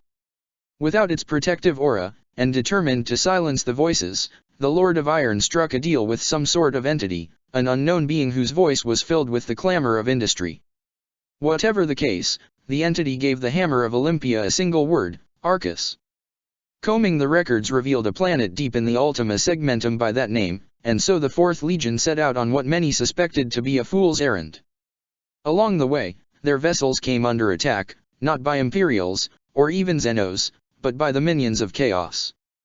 Possessed Asteroutes whose diseased bodies had been warped by the power of the Immaterium offered power to the Lord of Iron in exchange for servitude. Uninterested in such a bargain, the Lord of Iron swiftly exterminated these would-be power brokers, and so the fleet arrived at Arcus, a planet no more hospitable than the warp had been.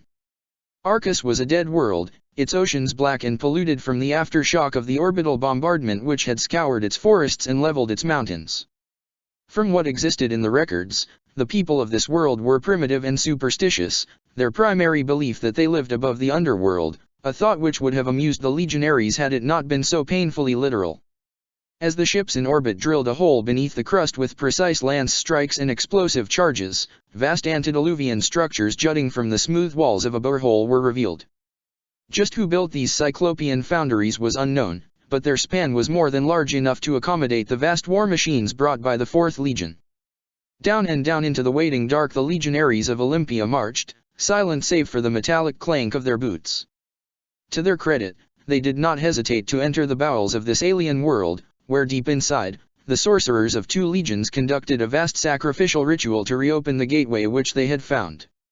With the blood of thousands, the portal was opened, and the legionaries marched in their ordered rows all the way up to a stone walkway overlooking an empty abyss, and in their ordered rows they walked right off the edge, their trust, or more likely fear, of their primarch overriding any self-preservation instincts.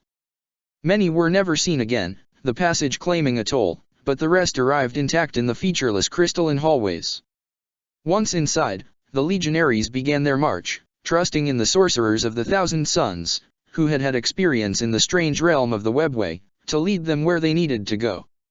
The blood of Perturabo, offered as a sacrifice, soon shortened their way, opening a rift-like wormhole that brought them to their true destination, the impossible city of Kalistar. To their credit, the armies of Olympia did not hesitate as they came into contact with a foe they were utterly unprepared for, the Custodian Guard. Long had the legions Asteroutes, the Iron Warriors included, fantasized about crossing blades with the Emperor's own guardians, to test their skill and see if their martial prowess was as truly great as the legends made them out to be. Unfortunately for the Iron Warriors, the legends undersold the Custodes, who began to kill the legionaries by the dozen, hundreds, thousands. Vast Ares gunships roared overhead, their blaze cannons melting through the hulls of land raiders with ease as their firebomb clusters burst in the midst of formations, sending burning legionaries screaming to their deaths as they plunged from walkways. Grav tanks and jet bikes matched their strength against legion armor, and quickly proved the superior in one-on-one conflicts, just as the Guardian spears effortlessly pierced through the ceramite power armor. Only their sheer numbers saved the Iron Warriors during that initial battle, eventually forcing the Emperor's bodyguards to retreat before they could be overrun. The promise of a swift march to Terra proved to be a lie, and both sides settled down for trench warfare, grinding against each other in the hopes of breaking them body and soul, for both the Fourth Legion and the Emperor's Legion knew their foes' resolve would never break. Unfortunately for the Custodes, such a war was precisely in the Iron Warriors' favor.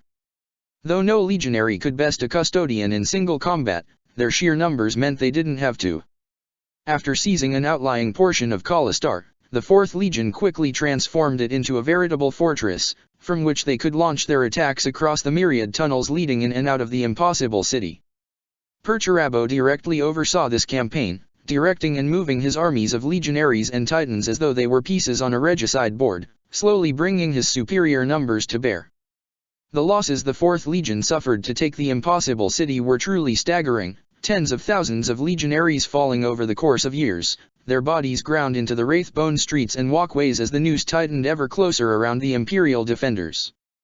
Creatures of the Immaterium, which the sons of Magnus called daemons, began to manifest as the bloodshed and destruction thinned the walls of the webway, a numberless horde which fought the Imperial defenders as much as they did each other. Even the arrival of an armored green giant clad in the emerald plate of the salamanders could not turn the tide. The Lord of Iron at first suspected it to be his brother Fukin, who had long been on Terra as its praetorian. However, clearly it could not be the case, for though mighty, these legionaries were confirmed to be killed on multiple occasions. Eventually, with much bloodshed, the Iron Warriors found themselves on the verge of taking Kalistar. From there, as the sons of Magnus assured them, it would only be a short journey through the Imperial webway, which would take them to the heart of Terra itself. The desperation of the custodes was evident, for many fought visibly wounded, missing limbs and in battered armor splattered with the blood of both their foes and themselves. With the end in sight, the Lord of Iron took to the field, testing his skills against the superhumans which had killed so many of his sons and damaged so many of his war machines. However, such combat proved disappointing, for even they could not stand before the might of a Primarch, and soon fled before him rather than throw away their lives without merit. Meter by bloody meter, the Iron Warriors seized the last remaining bastions of the defenders, shattering every obstacle with the boom of their mighty guns, but in the end, their efforts were to prove fruitless. From one of tunnels filled with daemons, among whom even the Iron Warriors would not walk, a vast golden light radiated outwards, its brilliance like the sun itself. "What are you?" Perturabo demanded. He had come to see just what had struck such fear into his sons, intrigued by the prospect of something that could make his men disobey his orders. Seeing it for himself, it was clear why, for that golden light was his father's. No, not his father, for he had no father. There was only the false emperor, the tyrant above all tyrants. The radiance which had dazzled him so long ago now seemed unpleasantly harsh, illuminating flaws and mistakes and dredging up doubts.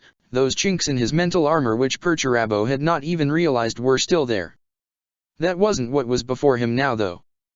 That light, the first dawn in the perpetual twilight of the webway, was far away, and already fading. Instead, the deepest shadow now stood before him, an entity which had coalesced into an armored giant. Fingertips became claws as its shoulders stretched into wings, and pale flesh began to burn its way into focus, a ghost-white face whose eyes were orbs of utter darkness. Its expression was not that of anger, or rage, but beyond both. This was wrath, in physical form, accompanied by the purest hate imaginable. For a moment, it looked like it was going to speak. Then it dissolved, a cloud of black avian forms that washed over Perturabo like a tide of shadows, and when it was gone, he was alone once more. The final, desperate assault of the Imperial defenders had finally hurled the Iron Warriors and their demonic allies into full retreat. None could stand before the golden might of the Emperor, and by the time Perturabo rallied his forces, the defenders had retreated. Traveling deeper into the tunnels, the traitors found their way blocked by a vast sun, its energies as deadly as any star. Their way was blocked, and they had nothing to show for it save tens of thousands of corpses and dozens of shattered titans. Perturabo's fury was great indeed when he learned of this setback, but without a target for his frustration, he had no choice but to fall back. Thus the Iron Warriors left the webway, leaving behind the swirling masses of daemons to continue hurling themselves at the psychic sun in the hopes of breaching it, along with the corpses of the 1,000 sons who had failed to predict such an outcome. However, the morale of the 4th Legion did not waver, for losses had long since ceased to matter to the sons of Perturabo. They emerged from the webway through portals separate to those of Arcus, and were soon picked up by their fleet. Thus the Iron Warriors returned to Olympia, weathered and battered but not broken, and ready to begin the final phase of shattering the Bastion Omega. Gathering the Daemon Kin. You have pursued your own methods and sought to win my war with your tactics. Your attempts were admirable, and had you succeeded, you would have been amply rewarded. But you failed. Do you know why? The lion asked. The arch-traitor was seated upon his command throne, a thing of imposing bulk, its sleek obsidian frame broken up by multiple spikes. One hand rested upon the lion's sword, still in its sheath, while the other toyed idly with a set of metal cables protruding from a large bleached skull. Perturabo remained silent, conspicuously avoiding meeting his brother's gaze. It is because this is my war, Perturabo. It will be won or lost by my efforts. His expression hidden beneath his helmet, the Lord of Iron frowned. What did he mean by that? Lost? I realize now I have given you, and our other brothers, entirely too much slack. The end is coming, my brother, the end of the beginning. Go now, bring our lost kin back to the fold. Where am I to find them? The galaxy is a vast place, and they could be anywhere. Begin with the 12th. You will find them upon the world of Sarum, whose heart will lead you to Sanguinius. Once you have retrieved the 12th and 9th legions, you are to retrieve the Lord of Ultramar. Go now, Perturabo of Olympia, and let my will be done. After leaving the webway, Perturabo and his sons returned to Olympia, where they were startled to discover the lion was waiting for them. Meeting with his brother aboard the Invincible Reason, the Lord of Iron was tasked with gathering the disparate legion forces in preparation for the final push against Bastion Omega. Though it galled Perturabo to accept such a demeaning task, he nonetheless recognized it would take a primarch to retrieve their wayward brothers, especially ones that had reportedly become more powerful such as Sanguinius and Guilliman. Following the lead given to them by the Lion, they quickly located the world of Sarum in the archives, and set out to gather the World Eaters. Little had been heard of the 12th Legion since their catastrophic defeat at the hands of the Blood Angels, but their actions were as irrelevant as their desires. There was no chance of them rejoining the Loyalists after such a heinous betrayal as that which they had perpetrated against the Raven Guard, and they would serve the Lion's purposes once more.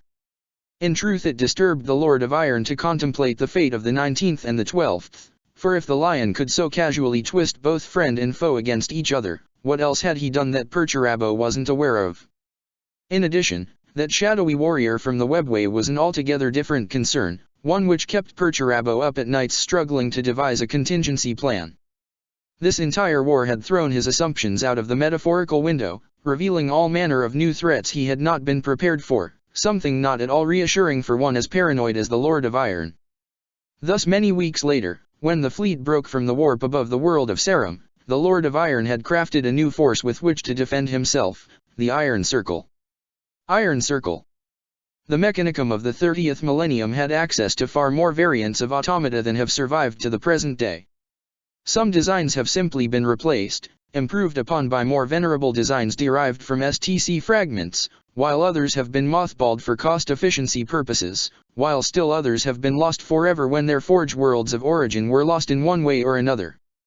However, there is another reason that certain designs have been neglected, and that is due to their deep ties to the traitor legions, who have long utilized war gear dating back to the era of the Leonine Heresy. Examples of this include the Anvilus pattern Dreadclaw drop pod, whose machine spirits bore a marked tendency toward killing their passengers, or the Rogaldorn battle tank, which was taken out of production due to name alone.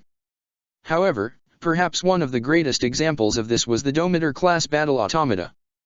Developed on Mars by the Ordo Reductor, the Domitor was a rare variant of automata designed for melee combat as opposed to fire support as most other classes were. Having long fostered ties with the intensely logical Mechanicum, the Domitor first saw field testing alongside the Iron Warriors, whose relentless critique saw it go through many iterations before seeing mass production shortly before the Leonine Heresy. As part of their arrangement, the Lord of Iron kept one from each batch for his own personal use, often to vent his frustrations upon, and by the latter stages of the heresy, was spotted entering battle with a bodyguard consisting entirely of Domitor automata.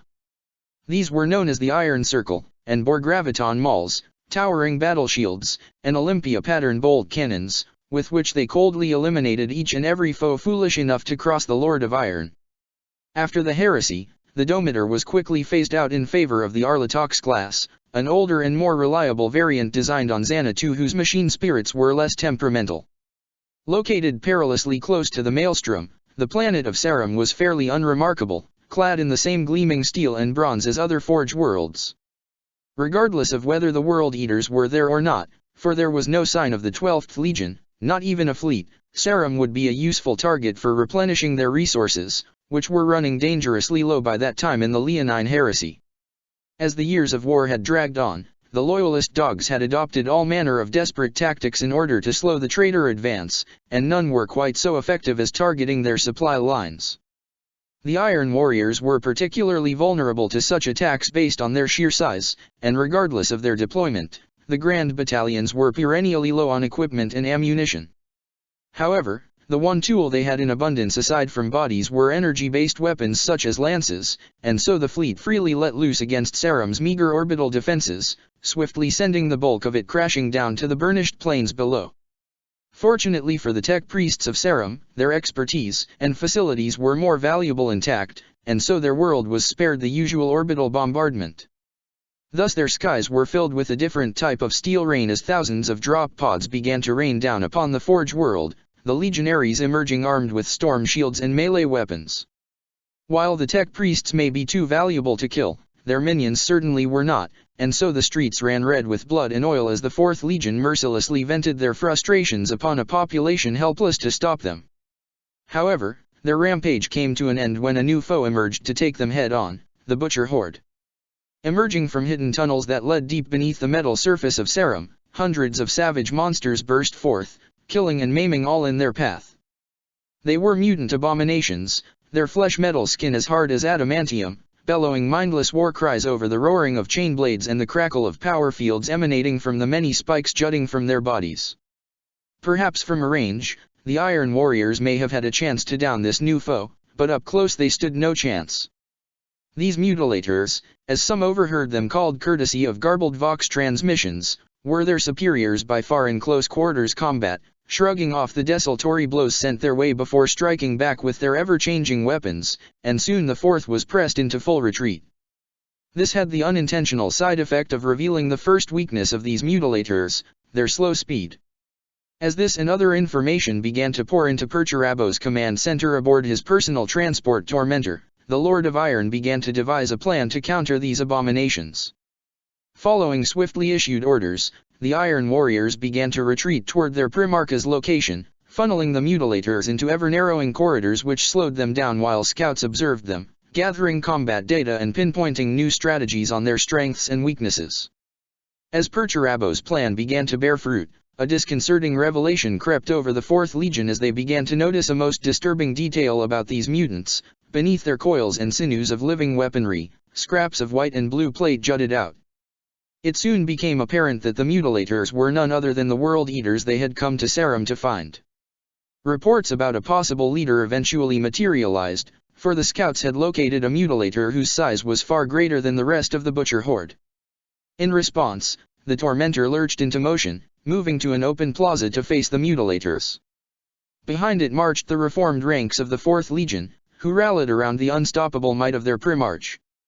As the first of the Butcher Horde loped into view, they were utterly annihilated by the unstoppable might of a volcano cannon, air crackling with the whine of the insane as its ruby beam atomized its demonic target. A storm of bolter fire began to pick off others, while the Lord of Iron and his circle moved to engage the foe hand-to-hand, a show of strength designed more to display Perturabo's supreme mastery and contempt for his foe than to rally the spirits of his men. Soon the leader of the Butcher Horde arrived, and the Hammer of Olympia met him with the same tireless resolve he did all foes, holding him back while the rest of the Iron Warriors fell back into position. However, the Lord of Iron had no time to showboat, and following a short command to his men, his brutish foe was ensnared, his limbs sinking into the superheated ground courtesy of precisely aimed multi-melta shots. Within a minute, the contest was over, his foe an Icarus pulp courtesy of his warhammer. Perturabo bellowed in triumph, feeling uncharacteristically mighty here in this, his moment of triumph, and the mutilators knelt in response. The bellicose creatures seemed deferent now, meekly following the commands of the Iron Warriors' sorcerers, who herded the Demonkin with mental commands back toward the waiting transports. With Sarum now firmly in his control, the remaining tech priests were quick to submit to their conqueror, offering to turn over their forges for his use, but Perturabo had other plans in mind. He demanded to see the so-called heart of Sarum which the lion had referenced, and so with great reluctance, the cultists led him below the metal skin of their world, down and down a tunnel of impossible depth until they emerged into a vast cavern which echoed with an unhealthy rhythm. There he spoke with a truly ancient daemon, an eldritch entity known as Saram, who was said to have first come into existence at the same time as the first weapon of war was forged. The Primarch and the daemon struck a bargain that day, though the terms were known only to them, and the forges of Sarum began to churn out a new type of armament for the 4th Legion, a weapon crafted with both demonic ingenuity and Perturabo's own designs. Within a few weeks, enough rifles for Perturabo's purposes had been produced, and so the Iron Warriors set out for a destination identified by the dubiously reliable SARAM, who insisted on accompanying the Legion in the body of one of the Iron Circle.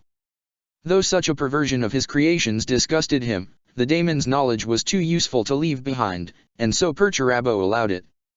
However, deals with daemons are rarely straightforward. Back on Sarum, far from the Primarch's cold gaze, the boiling blood of Saram continued to flow. From the lightless dungeons which held the captive World Eaters, a plague began to spread to the rest of the Fourth Legion, unseen at first, but present nonetheless. As the Fourth Legion rejoined the conflict against Bastion Omega, mutations began to occur amongst their ranks, until it became obvious to all that a technovirus had spread and adapted to infect both them and their allied legions. However, Perturabo himself did not see this, for he and his chosen forces were upon the world of Deluge, hunting down the renegade Blood Angels. SARAM's knowledge proved instrumental here, for as a daemon of slaughter, it knew much of what empowered a creature of pure wrath such as Sanguinius, and told the Lord of Iron as much. Thus when the Iron Warriors enacted their plan, it was designed to minimize bloodshed, a most unusual strategy for an Astaroth's legion. However, it proved successful, and after a harrowing duel between the Lord of Iron and the Red Angel, the Blood Angels were captured just as the World Eaters had been before them, bound in heavy chain and hurled into the dungeons until such time as Perturabo had need of them. Thus there remained but one legion left to gather, the Ultramarines. This task would have to be accomplished quickly, for Bastion Omega was nearing its breaking point, but if handled incorrectly, would sap too much of their strength before the true final conflict at Terra itself. Nor did Perturabo wish to waste his forces battling the 13th Legion, whose monstrous pride meant they would more likely than not choose death over submission. This conundrum ate away at the Lord of Iron, but as he sat poring over his troop deployments, inspiration came to him, for tucked far away in the galactic southeast near the fringes of Ultramar itself was a force of Iron Warriors led by that crippled Antioch. Such a commander would no doubt be desperate to be reunited with his father, a trait the Lord of Iron could take full advantage of to carry out his aim of bending Guilliman to his will. Thus Perturabo made his way to Lesser Damantine, accompanied by an Eye of Magnus, a psychic construct imbued with the wisdom of the Crimson King that would aid the Lord of Iron in this task. The Primarch spent much time consulting with the Eye, and so thought himself well prepared by the time he arrived at the Schadenhold. After gazing upon the sheer scope of Dantioch's magnum opus, even the Lord of Iron was forced to privately acknowledge his son's talent and craftsmanship. However, it was far from a happy reunion, for Perturabo's natural lack of charity meant he felt nothing but resentment at the sight of one of his sons living out one of his dreams while he himself was enslaved to duty. Dantioch did nothing to alleviate these feelings, displaying an obvious lack of desire to be reunited with his father, evident from his borderline insolent tone. Despite that, even he was loyal enough, or at least smart enough not to oppose his Primarch, and quickly turned over all the information he had gathered while fighting the Ultramarines. However, Perturabo had long since devised a use for his son regardless of his feelings on the matter. With the aid of the Eye, Perturabo had discovered the best way to subdue his demonic brother was through the use of his true name. Weeks of Sorcerous sacrifice had unveiled the syllables one by one, but gaining such lore was merely the first step. To actually utilize their discovery would come at a far steeper cost, for the price of such forbidden knowledge was too much for any to bear unscathed. The Lord of Iron was certainly not going to risk himself in such a venture, but as one whose soul was already attuned to the wiles of the Prince of Pleasure due to constant contact with their minions, Dantioch would be a fitting substitute. Bound by chains both literal and metaphorical, the weight of Robert Guilliman's true name was inscribed onto the being of Barabbas Dantioch, as well as on the backs of dozens of slaves, its impossible syllables tattooed in blood in excess upon their backs. As the final mora was sealed, the last of Dantioch's memories vanished with it, leaving him an imbecilic shell of the genius who had constructed the Schadenhold. With his amnesiac son in custody, the Lord of Iron set out for their final destination, his fleet immediately coming under pressure from the haunted storm fronts which choked the Immaterium. Warpgeists and other horrors hurled themselves at the Geller fields, which threatened to buckle beneath the strain. However, their ships were sturdy things, forged from cold, dead iron, and so they held together with minimal losses as the fleet passed from reality to unreality and back again, pressing ever closer to that baleful realm which had been with Perturabo for so long, the Eye of Terror. Stretched across tens of thousands of light years, the scar upon reality that was the Eye had haunted the Lord of Iron all his life, and even once they managed to slip inside it, he could still feel its oppressive gaze. The Eye of Magnus pointed them ever deeper, but it was little more than a compass, for even the mightiest of starships such as theirs could only hope for luck as they were hurled about by the tornady icy winds and hurricane tides. Down and down the Fourth Legion sank in the realm of chaos, ever closer to the Bissos, the deceptively stable region of calm at the center, where the birth cry of the Prince of Pleasure had permanently reopened an old scar upon the fabric of reality.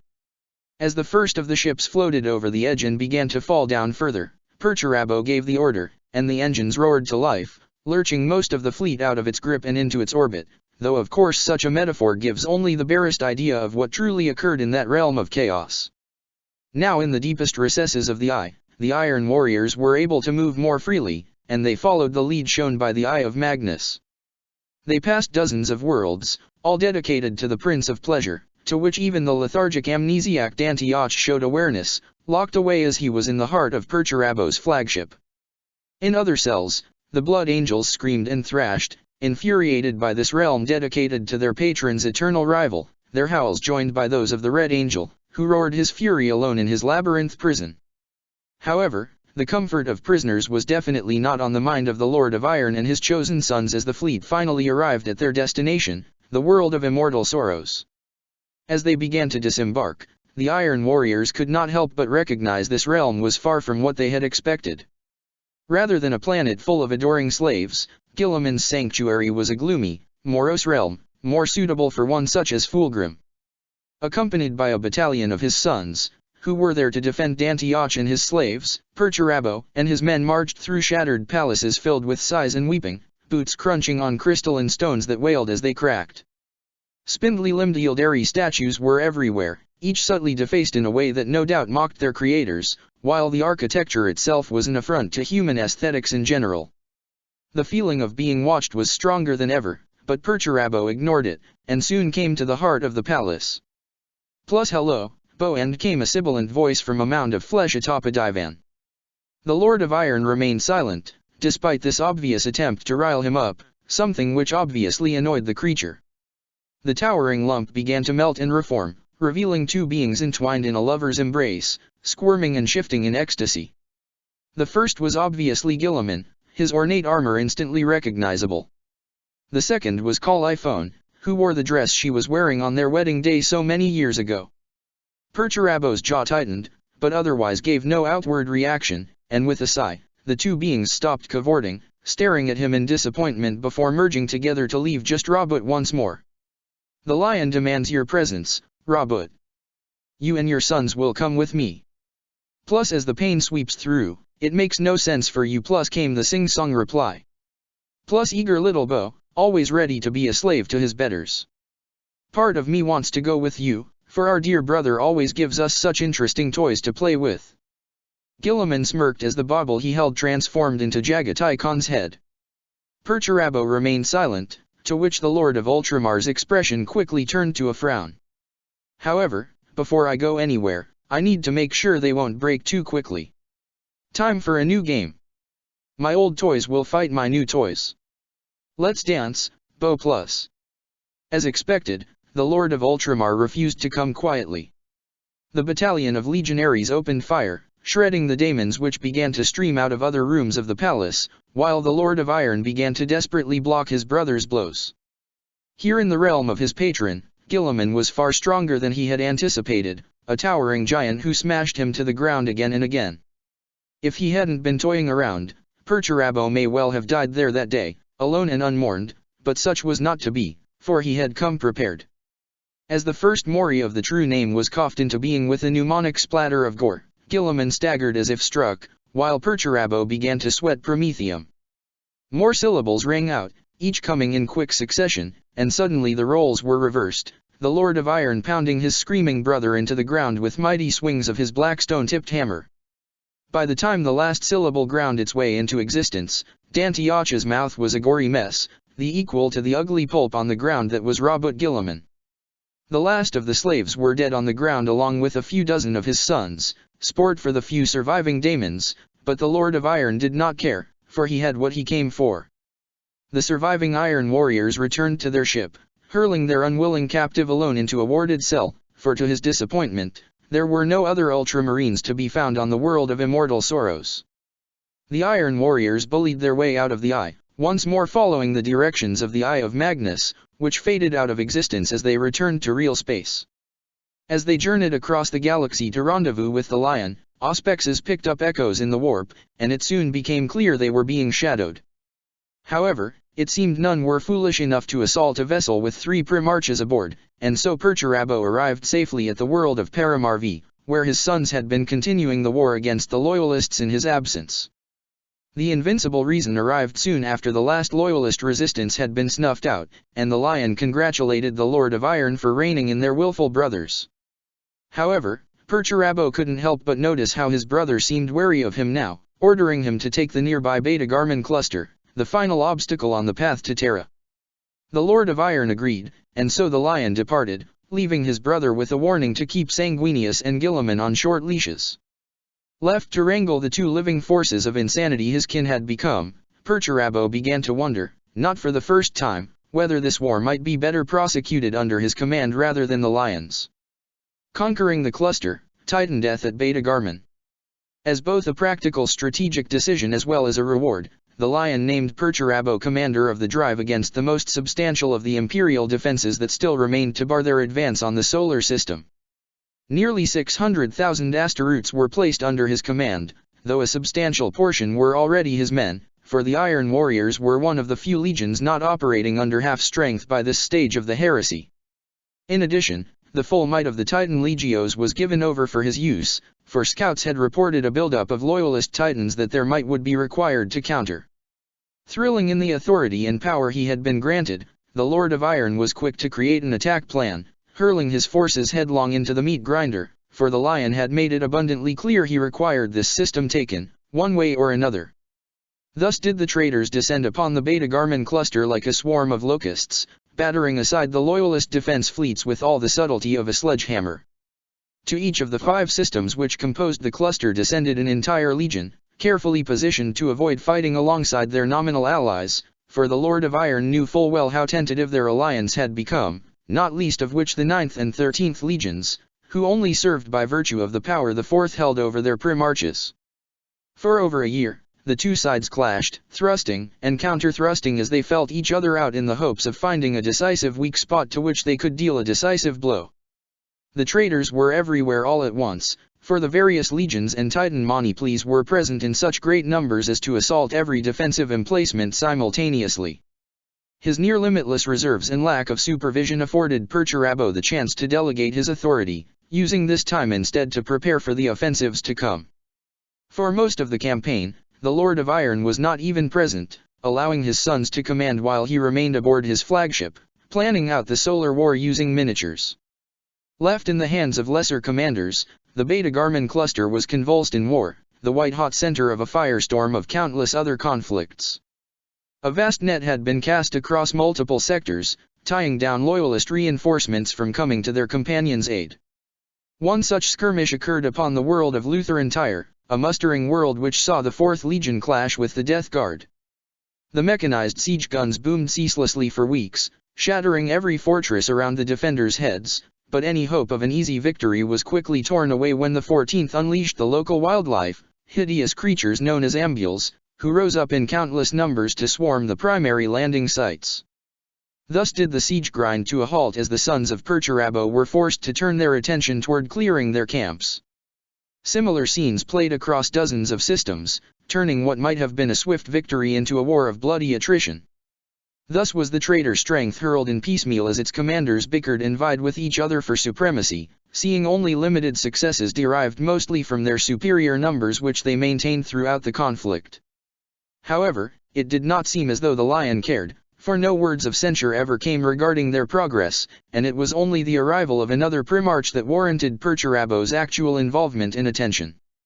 The first the Lord of Iron learned of it was a series of increasingly panicked missives from the lesser commanders who spoke of mounting losses and increasing numbers of reversals on the field, and thus with burning resentment, Perturabo made his way to Beta Garman itself, where he discovered just who had been sent to oppose him: Ferrus Manus.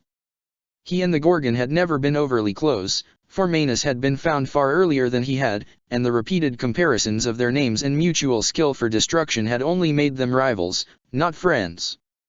Perturabo was determined to best this brother in a contest of the mind, for neither he nor Manus were so base as to feel any need to prove their physical prowess upon the battlefield. Thus they did not duel each other as some of their brothers might have, their battle one of proxies, a game of regicide writ large whose pieces were Asteroutes and Titans, who died in their thousands as not an hour passed without some cataclysmic explosion lighting up the sky. The beginning of the end came with the destruction of Nurkon City.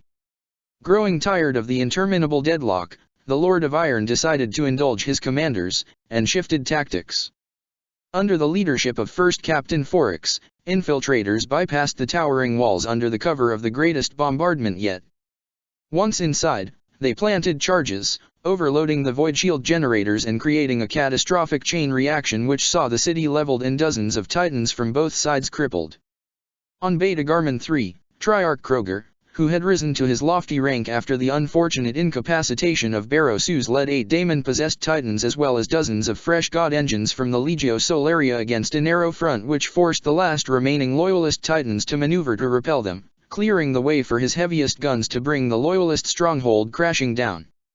The Loyalists proved unable to halt this final assault, and soon fell back into full retreat.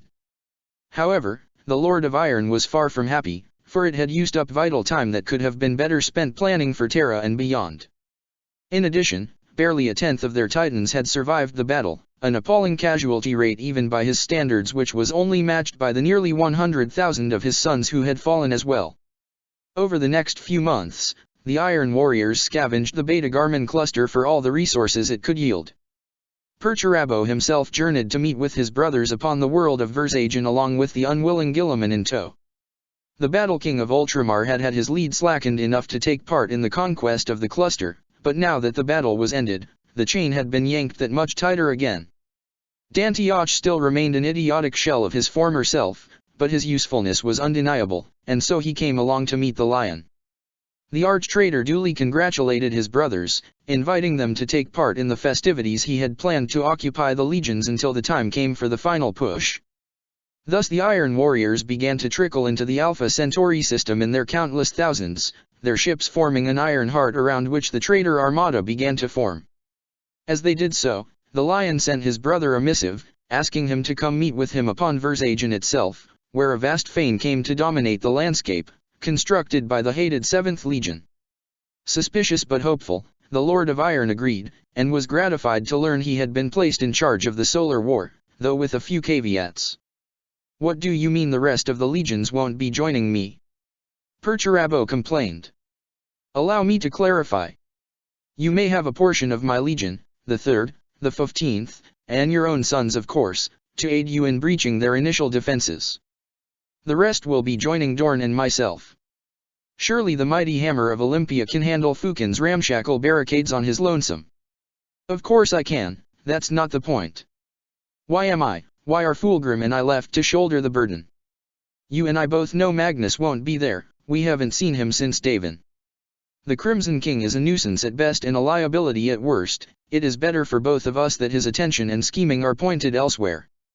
Do you desire command, or shall I find another more worthy?" "There are none worthier," the Lord of Iron all but shouted. Inside he was fuming, this time at himself for allowing his brother to manipulate him so easily. "Good. Now there's one final thing I require of you, your weakness." "Excuse me? I have no weakness." "You do, Bo. From the moment I first approached you, you knew what it was. Now hand it over." The Lord of Iron ground his teeth, but in the end he knew what had to be done. Reaching up, he unclasped his helmet, revealing his face and its unhealthy pallor from lack of sunlight. One by one, the Lord of Iron disconnected the neural interface cords which were embedded in his skull, forcing his expression to remain neutral despite the stings of pain and bionic feedback. As the last cable fell away, he reached his massive gauntleted hands up, and almost gingerly, removed the thin platinum cord from around his neck. It had been a wedding gift from Call iPhone, so many years ago, a mark that sealed not only their marriage but his absolute dominion over Olympia. For a second he hesitated, but clenched his fist, and tossed it at the lion's feet. His brother gave him a feral smile. "Very good, Perturabo. No more weaknesses for you. Now go, open the gate. Glory awaits us." The Solar War, Iron without. While the rest of the traitor forces mustered at Versagen, Perturabo spent almost every waking hour planning his next moves with the limited forces he had been given. It was clear the lion was testing his abilities, playing him off Dorn to see which of the two was more worthy of the title of Praetorian. The Lord of Iron looked forward to claiming it off of Fukin's corpse, for despite Magnus' claims, it was evident their brother still lived, for only a Primarch could have designed a defense like Bastion Omega. Thus the traitors would need to take the solar system planet by planet, moon by moon, not only as a precaution but as a show of strength, to prove to the foolish Imperium that they should have chosen the Lord of Iron to direct their defenses and that no hope remained to them. However, this was a tall order, for the commanders who were to aid Perturabo were a fractious bunch. From the Dark Angels, Perturabo had hoped for Paladin Corswain, who had served as de facto Legion Master for almost a decade, but his sudden and unexpected death at the Lion's own hand upon Versagen meant another would have to do.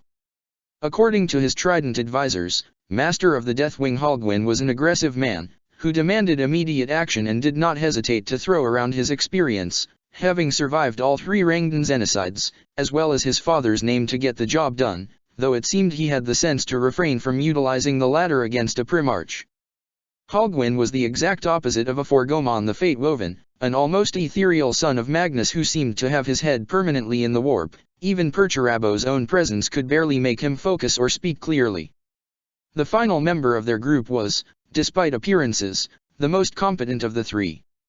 Lord Commander Eidolon was a disheveled mess, his skin pale and rotting, clearly the victim of some foul-smelling ailment, but his voice was deep and clear, rich in confidence and authority. From his arrogant speech alone, the Lord of Iron could tell this was a commander he could use, and thus did not even bother to inquire as to where Fulgrim was. In addition to these limited Legion forces, Perturabo also had access to billions of mortal troops, who would serve well as cannon fodder. Thus as the first wave began to enter the solar system, there were no asteroids or legionary ships to be found, only traitor army forces and daemons. Primitive abominable intelligences, whose chassis were infected by creatures of the warp, hurled themselves in their endless tides toward Fukin's guns, which boomed silently in the vacuum of space. Perturabo was beginning to regret spending so much time at Beta Garmin, for the defenses there were nothing compared to those protecting the outer reaches of the solar system. Nonetheless, they were nothing he could not handle, as he calmly directed the armada from aboard his flagship, the Ironblood. Ironblood. Built at Olympia, the Ironblood was one of the largest vessels in all the Legion fleets.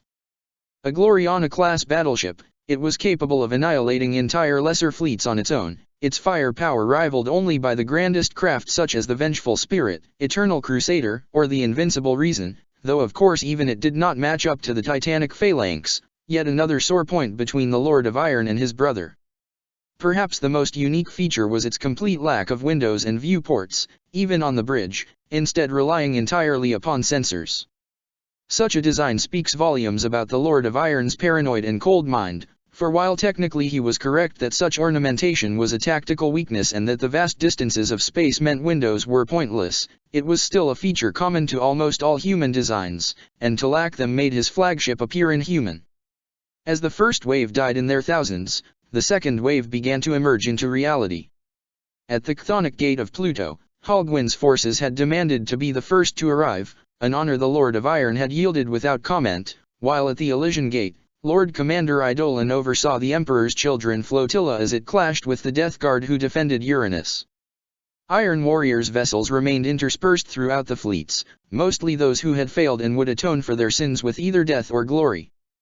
The Ironblood for its part remained in the Oort Cloud, far beyond Fukin's defenses while Perturabo directed the campaign, his men all but tiptoeing around the bridge to avoid disturbing his concentration. Soon the third wave rippled into being, as the Thousand Suns utilized their source Rouse might to arrive deeper into the solar system than the other two fleets. The Lord of Iron watched dispassionately as the display screens revealed they had engaged the enemy at Neptune, his concentration absolute as he directed the three fleets simultaneously. Only a superhuman mind such as Perturabo's could keep track of so many vessels at one time, and even amongst his brothers, there were few that could match him. There was no doubt that Fukin would have his loyalist brothers overseeing the defenses, for their egos would not allow otherwise, and it was thus with great satisfaction that the Lord of Iron noted the simultaneous collapse of these outer defenses within a few days. This was a feat far surpassing Dorn's son Sigismund's assault on Pluto years earlier, but there was no time to celebrate, for the inner system awaited. The next world standing between the traitors and Terra was the gas giant Saturn. Based on its sheer number of moons, Perturabo expected quite the fight, but to his surprise, the entire world was shrouded from sight. A vast storm covered the entire ring world, and after several abortive attempts by Halgwyn's forces failed to breach it, the Lord of Iron ordered his forces onward to the next target, Jupiter. Even more than Saturn, Perturabo expected a proper fight here, and he was not disappointed, for Auspexes soon detected none other than the Vengeful Spirit, the War Master's flagship, protecting the Jovian shipyards. Such a move was obviously bait, but Perturabo did not mind, for he would humble anyone who stood between him and Terra, and so the ponderous bulk of the 4th Legion Armada entered the battle.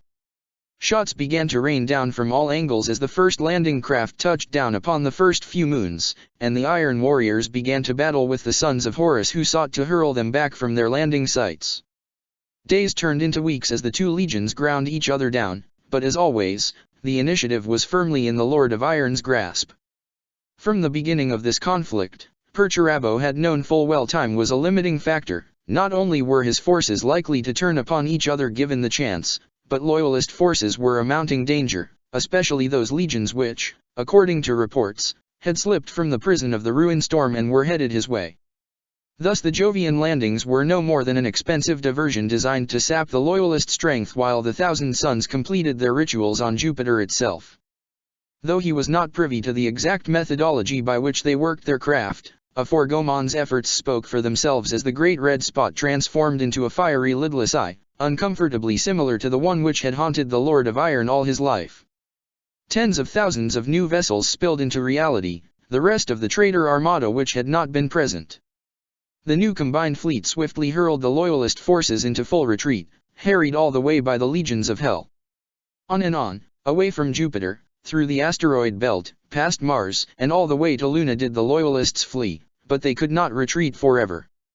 Above Terra itself, the greatest fleet battle in recorded history took place, and the Iron Warriors were at the heart of it all, though they were no longer in charge as the true architect of the heresy had assumed command over his myriad forces. The icy calm of the Lion, whose voice radiated sheer lethality even over the Vox, ensured the traitor armada swiftly proved victorious over their outnumbered and outmatched foes. Soon the last of the loyalist ships fled, yielding orbital control to the traitor forces, but to everyone's surprise, they did not immediately begin landing. The Lion made it abundantly clear that he would personally destroy any who attempted to land without his permission, and so for the next month, the mortal chaff accompanying the fleet were dropped piecemeal upon Terra. To Perturabo's frustration, the Master of Caliban would not countenance a wide-scale orbital bombardment of the entire world, and thus when the time came for the legionaries to land, they had to do so under limited fire support despite the fact there were enough guns in orbit to raise the entire planet. Whatever the Lion's reasons for operating this way, his plans were his own, and so on the 15th of Tertius, the Iron Warriors clambered into their drop pods, and began to rain down with the rest of the legions on Terra itself.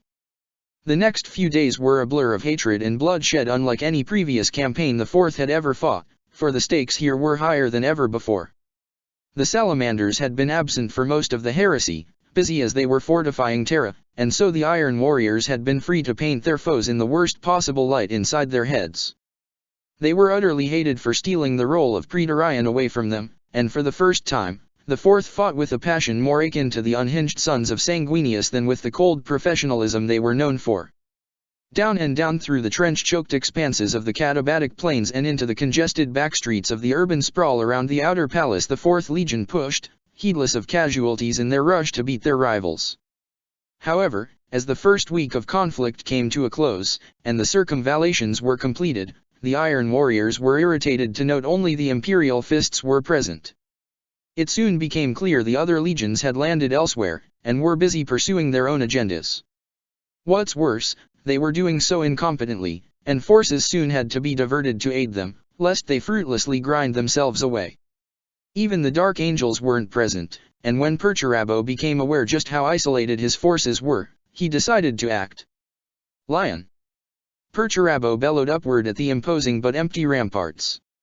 Show yourself, you coward! Beside the Lord of Iron, the battalion of his men remained still in their ordered ranks, tall metal statues amidst the empty dust bowl expanse of the plains of Urito. It took several hours for even the Lord of Iron to cut through the confusion and red tape to discover where the First Legion had gone, but once he had, he quickly left command of the siege to others to deal with it himself, taking the closest battalion of iron warriors he could find regardless of their strength. Thus Dantioch stood by his father's side, lackadaisical and obliviously staring up at the towering fortress the Dark Angels had constructed. Ah, Perturabo! To what do I owe this unexpected arrival? The helmeted snarl of the lion helm showed itself, followed by the rest of the lion as the gates of his fortress opened. You know damn well why I'm here. Why are you throwing the siege? Why wasn't I allowed to bombard the palace with anything heavier than macro cannons? Why are you ignoring my logic? It's the right way to do things, if only you could see. The Lord of Iron's rant swiftly came to a close with the sound of a plasma discharge. Perturabo turned in time to see Dantioch collapse to the ground, a smoking wound all that remained of his face. Bolter fire opened up from the ramparts, but not a shot hit the Lord of Iron, for it was aimed at his sons. Soon he was alone, save for the lion, who clapped a hand upon his shoulder. I'll forgive your impertinence this one time, Perturabo. Why don't you go prove yourself and bring me Fukin's head and hammer as evidence of your victory? If you can do that, then I'll tell you what I'm doing. The Lord of Iron could only nod, his complaints silenced by the deadly look in his brother's eye. Siege of Terra, Iron within. Though it stung his pride to be dismissed so abruptly, the lion's offer was nonetheless tantalizing for the Lord of Iron, who had nurtured a grudge against Fukin going back to Nakia. In addition, if he was able to cut off the head of the snake, the loyalist defenses would surely collapse without anyone to direct them. However, Fukin was sure to be in the heart of the palace, his true location unknown, and would thus need to be identified before any assault could be made against the inner walls. Thus over the next few weeks, the Lord of Iron made moves to entreat his demonic kin, growing increasingly frustrated with their lack of interest in supporting his push. Without Dantioch and his knowledge of the true name, Guilliman had slipped his leash, and categorically refused to come to his aid, while the Thousand Sons and Blood Angels were too busy following their own desires. All the while, the Iron Warriors continued their assault almost unaided, taking casualties in the thousands as they silenced the enemy redoubts one by one in suicidal assaults. Within several weeks, the 4th Legion was in range of the Raven's Gate spaceport, whose colossal spires were built directly into the outer walls. This was an objective of the utmost importance, for if the Legion could seize the spaceport, not only would they have access to its landing pads, thus enabling them to unload Titans, but they would have a path directly into the inner palace through the sky bridges which connected it. Thus the grandest siege train the 4th had ever assembled rolled into position at the base of the spire, thousands of engines of every description that created a wall of sound and fury as they opened up against the Aegis, the massive array of void shields which protected the palace. However, these guns were not aimed at the spaceport but at other sections of the walls, for the Lord of Iron had begun his plan to stress the shield to its breaking point, a theory which would serve as a distraction for the true assault. Thus the Iron Warriors marched against the Raven's Gate led not by their father, but by Triarch Kroger, War's Myth of the 2nd Grand Battalion, a singularly brutal and straightforward commander. The high artifice and strategy of Perturabo, whose tactical brilliance had directed the siege thus far, was all but absent in Kroger, who had been selected for precisely this reason so as to throw off the defenders. Thus the 4th Legion began their assault without a preliminary bombardment, relying instead upon the animalistic savagery of the Blood Angels and World Eaters mutilators. Their only aid was the clouds of toxic gas to cover their advance while they broke through the trenches which stood between them and the gates of the spaceport. In conjunction with this attack from below, Kroger threw dozens of transports at the upper decks in an attempt to seize the upper docks. However, mere fury would not be enough to break the defenders, the indomitable Death Guard, who stubbornly clung on to their positions for weeks. Inch by grueling inch, the Iron Warriors and Death Guard squared off, matching their resiliencies as Kroger threw more and more men into the meat grinder without regard for casualties. Thus as Quartus turned into Quintus, the bulk of the Raven's Gate gradually fell into Kroger's hands, and the Triarch himself entered the battle, determined to seize glory for himself at the climax. However, such was to prove his undoing, for in his moment of triumph, victory was snatched away, not by a loyalist rally, not some stratagem of insane bravery, but by a treacherous assault from their own allies. Marching over the corpses on the upper landing pads, tens of thousands of Dorn's sons swooped in, opening fire upon all in their path as they broke through traitors and loyalists alike. Trapped in the depths of the Raven's Gate, Kroger found himself unable to escape or contact his men, who fell back under orders of Kroger's rival, the Triarch Forix, who did his best to salvage the situation while at the same time advancing his own agenda. The war's myth of the second eventually died as he lived, another victim of the executioner's tax meted out at the hands of Fafnir Ran. To top off the debacle, the loyalist forces managed to detonate the upper landing pads, ensuring the traitors would be unable to land Titans within the outer walls. Triarch Forix was thus left to deliver the bad news to his Gene Father, but to his surprise, the Lord of Iron did not lash out in rage at such terrible news as Forix had expected. Perturabo had long suspected Dorn was attempting to sabotage him, and so had prepared contingencies for when the time was right. Having learned firsthand that the Lion's attention was elsewhere, the Lord of Iron finally had the chance he had been waiting for to punish Rogel for the actions of his men. The assault on the Raven's Gate was the final straw, a betrayal far beyond the accidents such as friendly fire which had been occurring throughout the siege where the lines of the 4th and 7th met. Thus Barbenfok, the third member of the Trident, had been tasked with avenging Kroger, and to that end, he set about infiltrating the Phalanx, Dorn's flagship. The war's myth called upon every debt owed by the 15th Legion, and with the aid of Magnus' sons, those Psykers of the Order of Ruin which had fought alongside them in the Webway, a powerful daemon known as Samus was summoned in the heart of the Phalanx, where it was left to rampage to its heart's content. However, Dorn's legion was not without Psykers of their own, and having traced the incursion back to its source, friendly fire began to fall upon the 15th Legion as well. The two sides began to escalate the conflict, a series of psychic duels which shattered Imperial and traitor formations alike that were caught in the crossfire. Lysatra. The warrior lodges introduced by the Dark Angels spread through no legion faster than that of the 4th. Already accustomed to paranoia and suspicion, the Iron Warriors accompanying their Primarch quickly formed dozens of groups, each one suspicious of others as possible spies in service to their distrustful father. The Lysatra, also known as the Burned Men, were perhaps the most esoteric, pariahs even among their kin. They were expert smiths even compared to their brethren, turning their genius toward crafting occult weapons forged with Zeno's science. When the Leonine Heresy started, these radicals were the first to adopt the methods of chaos, infusing daemons into their war gear both large and small, and were thus crafted the first of what would later come to be known as daemon engines. In the years to come, the Iron Warriors would refine this practice into a science, setting them far apart from their rivals in the 7th. While the war's myth held off the Crimson Fists, Perturabo began to set his endgame into motion. He had finally gained the attention of Fulgrim, who for reasons of his own had agreed to commit his emperor's children to an assault against the Saturnine Wall.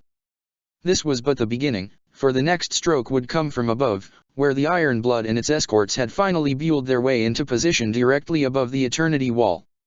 In the skies, the White Scars had finished their rampage across the sky orbital plate, sending the structure careening down onto the palace, shattering the top of the Aegis energy shields once and for all.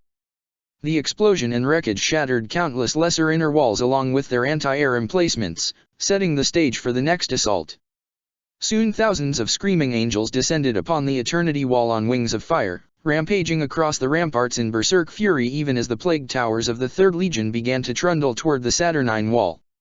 Even as the defenders reacted to these assaults, yet another wave was unleashed as countless colossal detonations occurred in the shadow of the Mercury Wall, where the traitor titans led by Legio Ignitum clashed with a motley assortment of loyalist titans assembled from dozens of different legios. The sheer devastation Perturabo's forces unleashed proved to be too much for the defenders, who were unable to stop the traitors from pouring through all the various breaches in their lines. Yet the Lord of Iron still had more cards to play. Once more the siege train of the Fourth opened up, creating its trademark wall of sound as the big guns fired tirelessly, a distraction that kept the defenders' heads down and their attention diverted from the true assault of the Fourth Legion. Operating under Perturabo's own orders, the final member of the Trident, First Captain Foryx, was tasked with utilizing the confusion to enter the palace from above in an aerial assault that was now possible due to the destruction of the sky orbital plate. Hundreds of legionaries equipped with jump packs landed in the heart of the inner palace, where they clashed with the salamanders who sought to halt their sabotage. Both sides had been strained to the breaking point now months into the siege, for even the Iron Warriors were feeling the strain of prolonged conflict. The debacle at the Raven's Gate had drained them of both men and materiel, and thus Foryx was forced to rely on infiltration storm tactics as opposed to overwhelming numbers and firepower that were being utilized elsewhere that he normally would have had access to. However, the assault troops were merely the first to arrive, for following soon after were the elite of the Legion, the legendary 1st Grand Battalion, the Tyrant Hikos, clad in mighty Terminator armor. The armies of the traitors closed in around the Bab Bastion from all sides, just as they did the palace as a whole. The outer palace was left as nothing but smoking ruins, hundreds of square kilometers seized and burnt, each wall toppled or breached as the traitors' noose drew ever tighter. The pressure was constant from all sides, constricting and squeezing as Foryx's men sought to reach the linchpin of the inner palace defenses, the Bab Bastion, the brain of the defense just as the throne room was the beating heart. Protecting the stratagems of Bab was a sheer cliff, an unadorned stone fist jutting from the baroque splendor of the inner palace around it, and as such was instantly visible from all around. Triarch Foryx's forces had the scent of victory, their semi-sentient guns hurling countless shells at the tangled mess of walls that still stood between them and the bastion as they closed in. From his personal sanctum, the Cavia Ferrum, Perturabo tracked their efforts, ensconced within a data cradle, which fed him streams of data on the battle as a whole.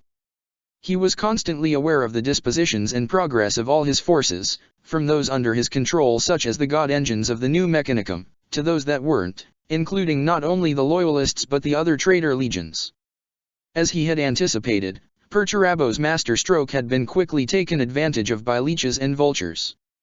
The god engines of the new Mechanicum had been highly successful, opening a gap too large to bulldoze shut, but the tangle of the inner palace meant they could advance no further without excessive risk, which the other traitor legions were quick to utilize. The Thousand Sons, White Scars, and Ultramarines had all flocked to the palace, eager to seize their share of the spoils and take part in a victory they hadn't earned.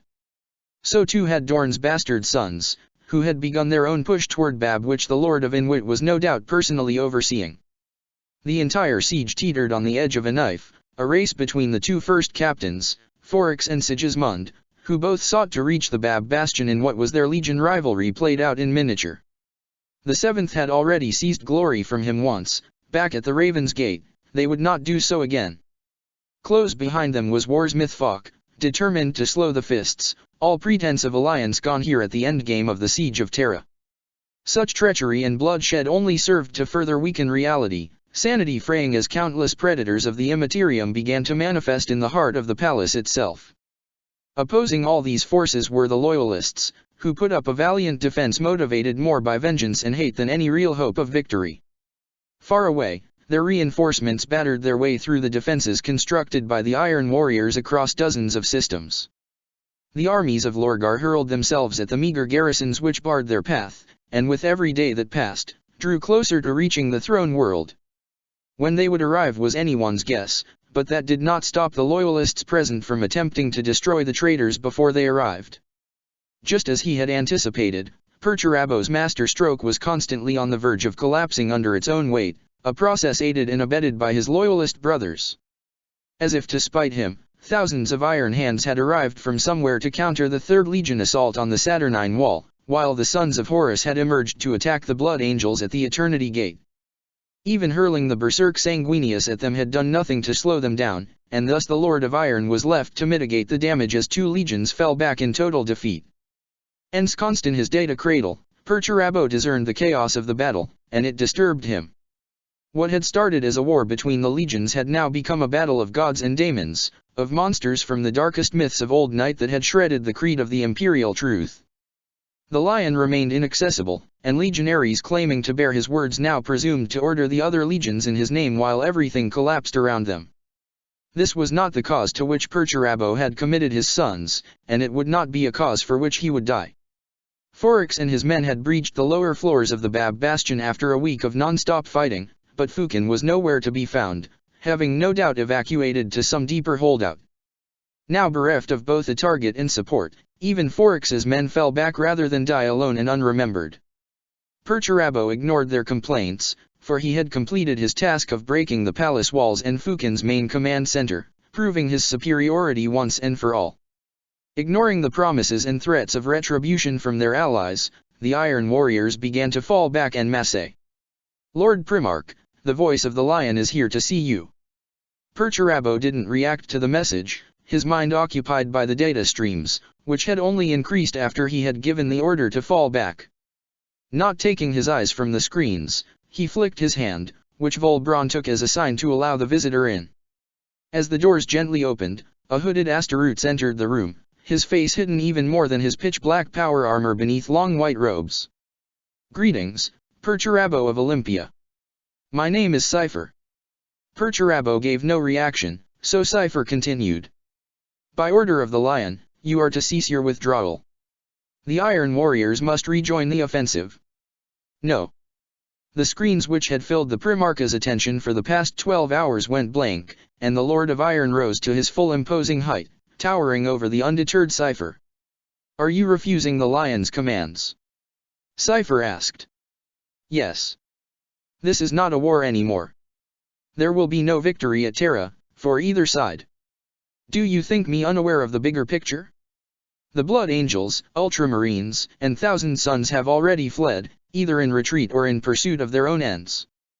The 5th and 12th were broken long before. The Emperor's children are obedient, but combat ineffective compared to what they once were. We all are, save for your brothers, who have yet to enter the battle, as I'm sure you already know. Now Rogel and the 7th retreat, for he sees just as well as I that the word-bearers are about to arrive." Cypher attempted to respond, but the Lord of Iron cut him off by striding to another console. The walls of the Cavia Ferrum began to retract, revealing the burning husk of the outer palace all around them. "I have succeeded. Their defenses are broken, and the slaughter has already begun. Why, then, do I not feel victorious?" Cypher remained silent, his expression hidden by his hood, so Perturabo continued. "There's nothing here for me anymore. The lost and the damned pick over the ruins of what in another lifetime I had hoped to build. I wanted more than anything to make my father happy, to have the ones I loved gaze upon my brilliance and what I had accomplished. I believed that one day I would be able to lay down my weapons, to be allowed to build rather than destroy once the crusade had ended. I see now that I was a fool. Your father is just like the Emperor, Cypher. They both made me want to believe in them, to serve them willingly and win their praise. But they both made me kill my dreams with my own hands. I'm done with both of them. No longer will I serve. The lion will hear of this." Cypher warned. "You will be an outcast. When the Ever-Chosen has taken the throne, he will hunt you down." Perturabo turned to regard him, removing his helmet to reveal an unreadable expression. His sapphire eyes bored into Cypher as he threw his helmet, shattering the horns along with the black stone lining within as it hit the floor. "And you heard me, I will not serve. My brother seeks to sell all our lives in exchange for time to complete his vanity project.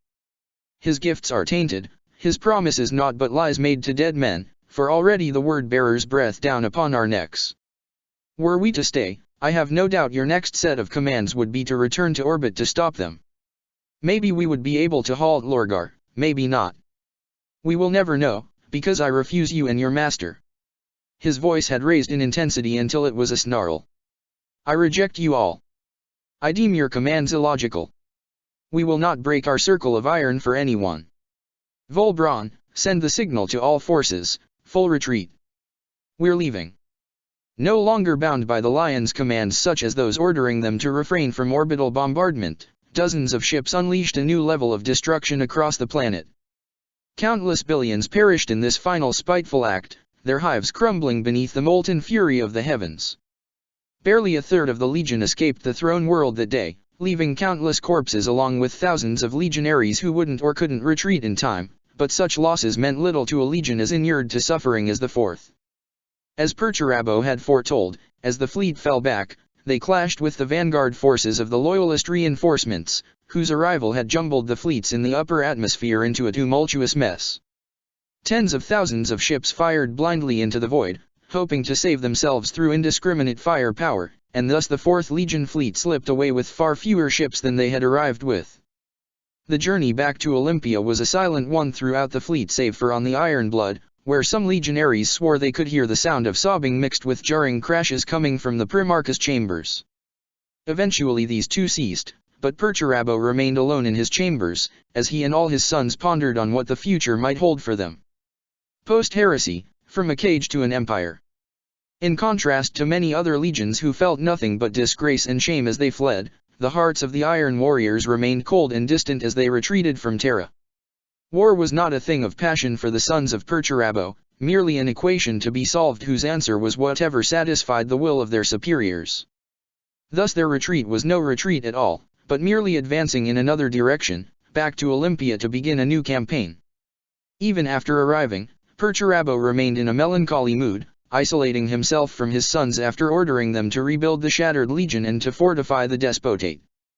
Thus over the following decades, the Iron Warriors fortified themselves once again, taking advantage of the Imperium's absence to rapidly grow in strength.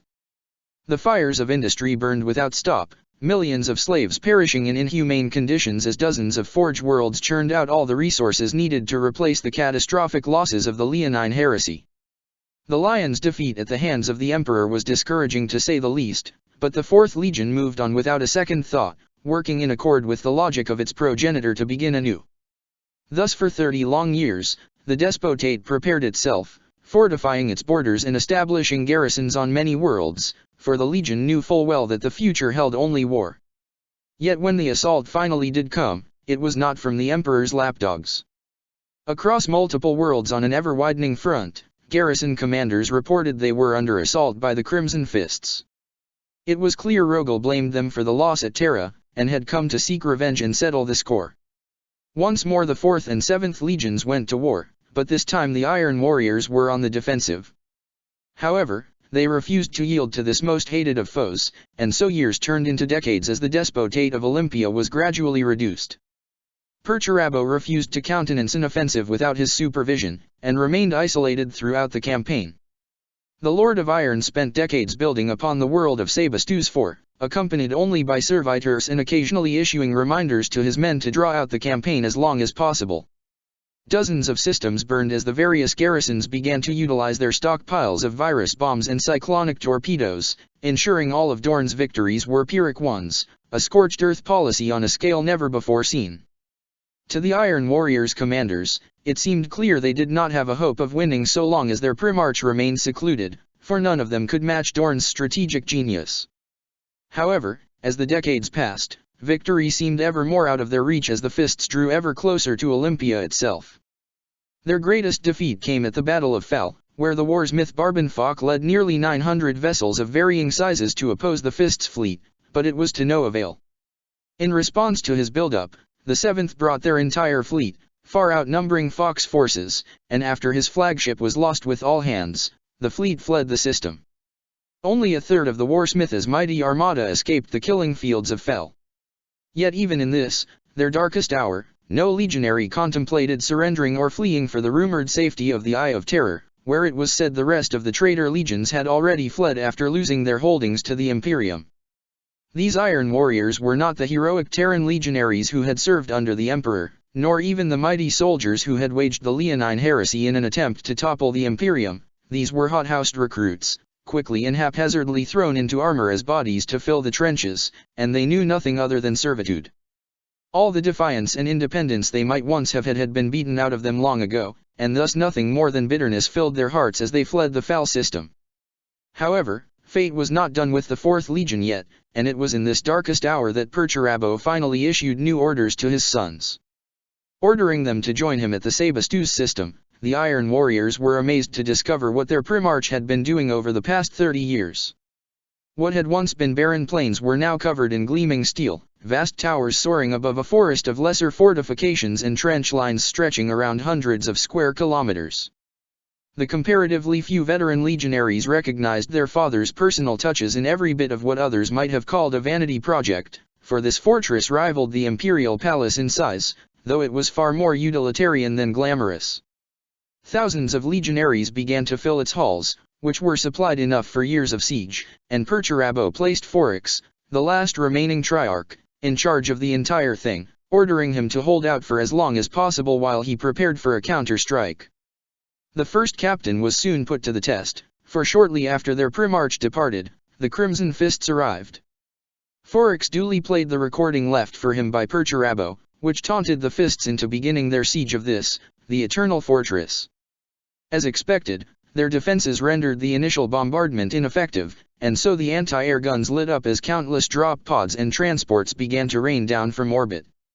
For 5 long years, the Fourth held their ground, gradually falling back as the Fists threw away lives by the thousands trying to take their hulls. Meter by meter, the Seventh was drawn further in, only to find the interior to be a death trap as hundreds of automated guns opened fire on them from all sides. It seems the Seventh had also rapidly inducted new recruits, for there were few commanders of any renown spotted, and no Templar brethren at all. Thus the Iron Cage ground on, a conflict which had started long before any of these legionaries had been born and would continue long after they had died, and die they did. Tens of thousands of legionaries on both sides met their end on the killing fields of Sebastus IV, sacrifices to a pointless legion rivalry that was all they had left. The world itself was strategically useless, especially compared to the nearby capital of Olympia, but Foryx knew full well that Dorn would never yield so long as he thought victory over Perturabo was in his grasp. As the siege of the Eternal Fortress entered its 5th year, Foryx received a signal from the Lord of Iron, who revealed he had been gathering the rest of the legion during this time. Perturabo's scouts had made it clear that the Imperium by this time had nearly seized all of Dorn's own domains, the Inwit Star Empire, and they would surely turn to Olympia next. Thus the Lord of Iron had no qualms about stripping all of his garrisons to ensure his force would be large enough to defeat Rogel, and when the time came, his armies were truly something to behold. Even after the staggering losses at Fell, it appeared to both Foryx and Dorn that the Lord of Iron still possessed thousands of vessels held in reserve for this decisive counter-strike. Caught in between the guns of the planet, which had whittled away their shields after literal years of anti-air fire, and the newly arrived fleet, the Seventh was far from an optimal position to repel an assault of that magnitude. Within a day of Perturabo's arrival, the Phalanx and its attendant fleet had been sent fleeing, leaving their unburied dead to rot, for despite all their bluster and rage, they had not been able to break Perturabo's iron cage. They had been unable to uncover the deceit, for much of this new fleet was mere illusion, counterfeit ships which were no more than hulls with engines used to add the appearance of overwhelming numbers and shield the more valuable ships located at the rear. However, they had less than a year to savor their victory, for as the Legion busied itself repairing the vast scars left all over the Eternal Fortress and salvaging the hundreds of derelict ships in orbit, a new foe arrived, the Sons of Horus. Still aboard the Ironblood, Perturabo recognized this opportunity for what it was, both a chance to strike a blow at the Imperium, as well as pay Lupercal back for the losses they had inflicted upon them during the Solar War and the Siege of Terra. Thus, just like Dorn before him, the War Master was baited into landing his force upon Sebastus IV. Though the 16th was not nearly the equal of the 7th in regards to siege warfare, the heavy damage sustained by the Eternal Fortress meant they had an easier time of it. Far fewer weapon emplacements and traps awaited Lupercal's sons as their spear tip plunged deep into the breaches from all sides, but the fortress was far from defenseless, and enough iron warriors had remained to make them pay dearly for it. In order to sell the ruse that the Lord of Iron was in the heart of his fortress, Perturabo unleashed his full stockpile of experiments, sending forth rudimentary abominable intelligences whose iron frames were infected with demonic scrap code to slow the enemy. The War Master's progress was carefully tracked, gradually separating him from his sons through emotional manipulation and psychological warfare. Thus when Lupercal finally took the bait, only death awaited him. When Horus charged into the heart of the fortress, all he found was a tactical nuclear warhead, embedded inside one of the Iron Circle. As Lupercal breathed his last, incinerated in atomic fire alongside even more of his sons, the attention of the ruinous powers was drawn to Sebastus IV like never before. However, rather bestow their blessings upon the Lord of Iron who had orchestrated the entire affair. Their favor instead came to rest upon Foryx, who had personally fought upon this battlefield which had produced a death toll second only to the final battles of the Leonine Heresy. With a scream of agonized delight, his mortal form fell away, skin becoming flesh, metal as blood transformed to oil, grinding gears and hissing pistons filling the room with the sound of industry as the first captain shed his mortality and his name to become the Breaker, a towering daemon prince of chaos undivided whose form was a perfect blend of obliterator and mutilator. His goals now accomplished beyond anything he could have hoped for, Perturabo ordered a full retreat. The battered Iron Warriors' fleet left the Imperials to retrieve their dead from the ruined wastelands of Sebastus, returning to Olympia to gather the last remaining supplies. There was little left to take, for during his preparations for the counterstrike, Perturabo had stripped most of his garrisons, leaving only a few to hide his true plans from prying eyes. Thus when the Imperial fleets of the Scouring did arrive at Olympia, there were only a few thousand legionaries to defend their home world. The 6th Legion took their fair share of casualties attempting to take the final portion of the now-defunct despotate. In the end, they too were denied in a final act of spite that saw the garrison destroy the planet rather than hand it over. Centuries of over-extraction of resources had left Olympia riddled with mines and tunnels, meaning it was easy for the Iron Warriors to detonate their planet's core, shattering their home and killing thousands of space wolves along with themselves. However, Perturabo was not there to see the asteroid field that his planet had become, for he and the rest of his sons were busy establishing a new domain. Now ensconced within the dubious safety of the Eye of Terror, the baleful gaze no longer haunted the Lord of Iron within the realm of madness he sought to remake in his own image. The 4th Legion began to claim dozens of worlds in the unreality of the Eye in what came to be known as the First Distension, including what would become their home world, the daemon world of Midrengard. Their sheer numbers, hundreds of thousands in total, and lockstep organization ensured none of the disparate legions were strong enough to oppose them on their own. However, this campaign was eventually cut short by the arrival of a new power, Sigismund. By uniting forces from the other 8 legions along with the armies of the ruinous powers, the destroyer brought an end to the ambitions of the Iron Warriors' commanders, who had been on the verge of completely conquering the Eye of Terror. Since then, the Iron Warriors have maintained their dominance of the Eye, spending most of their time fortifying their holdings, which remain constantly under assault. Outside their domain, many worlds pay fealty to the Black Templars, to other legions, or to the ruinous powers themselves, and all of whom despise the order enforced at gunpoint by the 4th Legion. However, their self-destructive nature ensures that both they and their enemies are far more fragmented than their imperial counterparts. Though they are the most unified of the legions, even the 4th has fragmented into warbands in the absence of their primarch, who remains secluded on Midrengard, enacting a plan known only to himself. Some say this is all part of Perturabo's master plan, to temper and strengthen the iron within and without, but it is more probable that he does not care for their actions one way or the other. Over the millennia, the war's myths of the Iron Warriors have ventured out many times to assault the Imperium, testing their siege-breaking skills against the defenses which gird the Eye.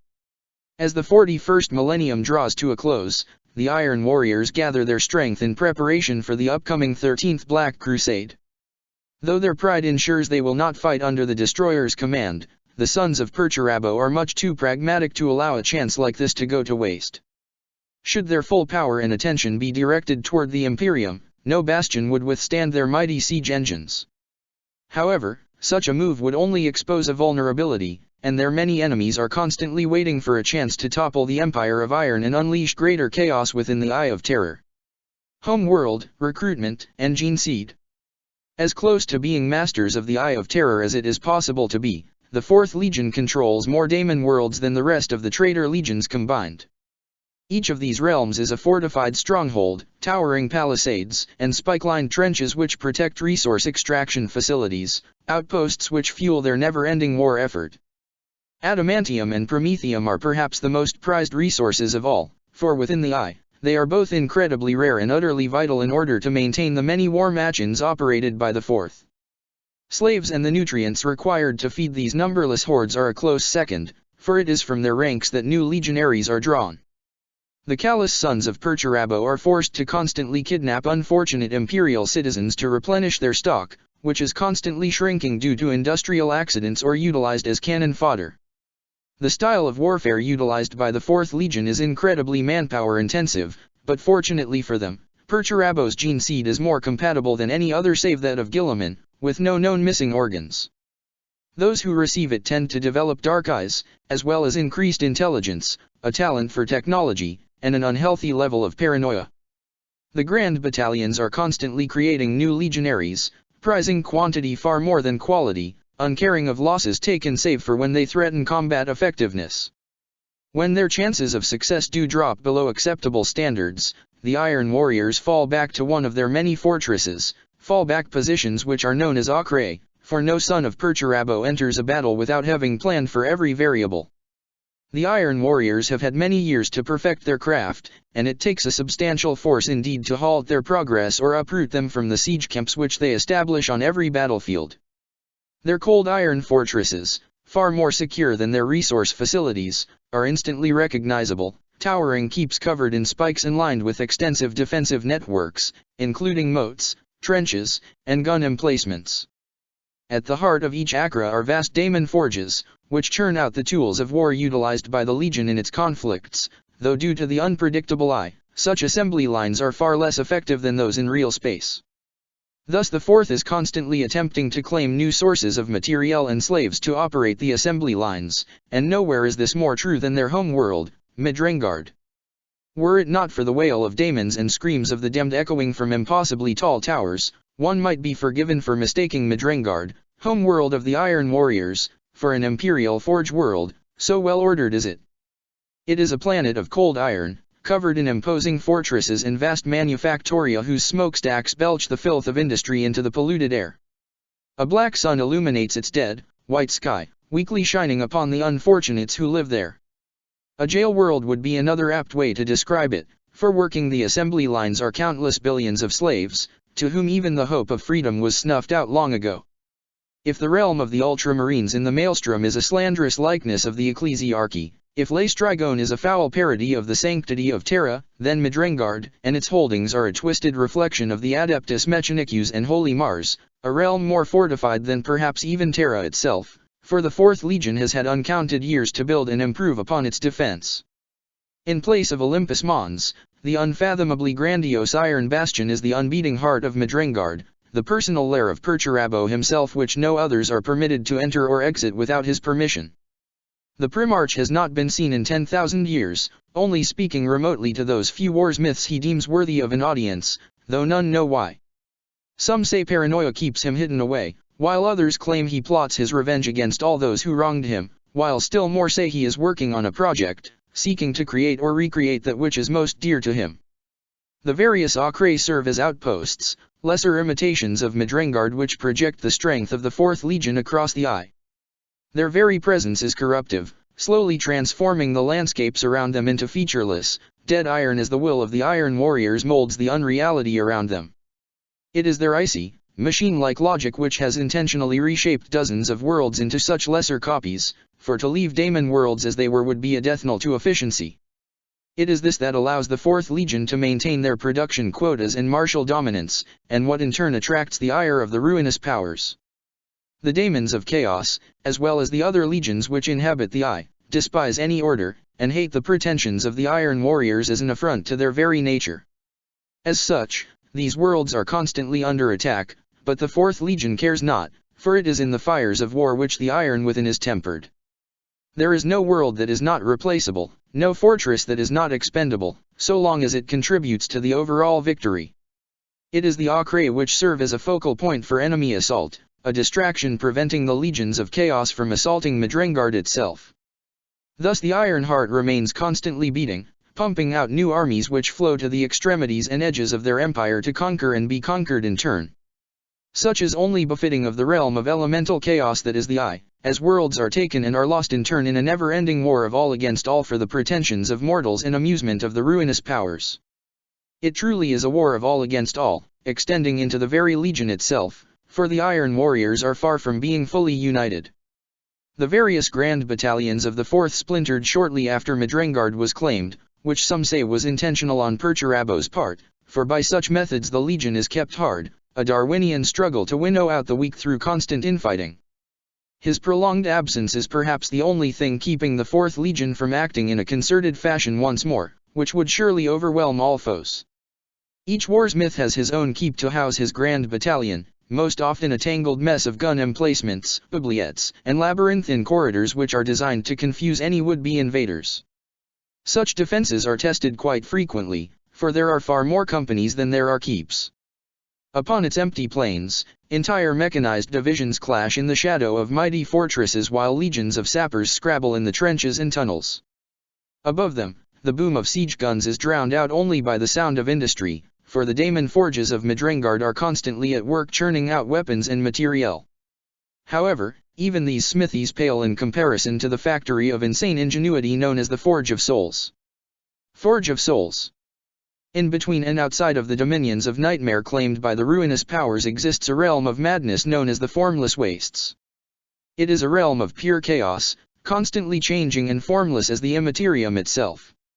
Hidden in its depths, independent daemon princes and other entities with enough strength carve out their own territories, subrealms shaped by the whims of their creators.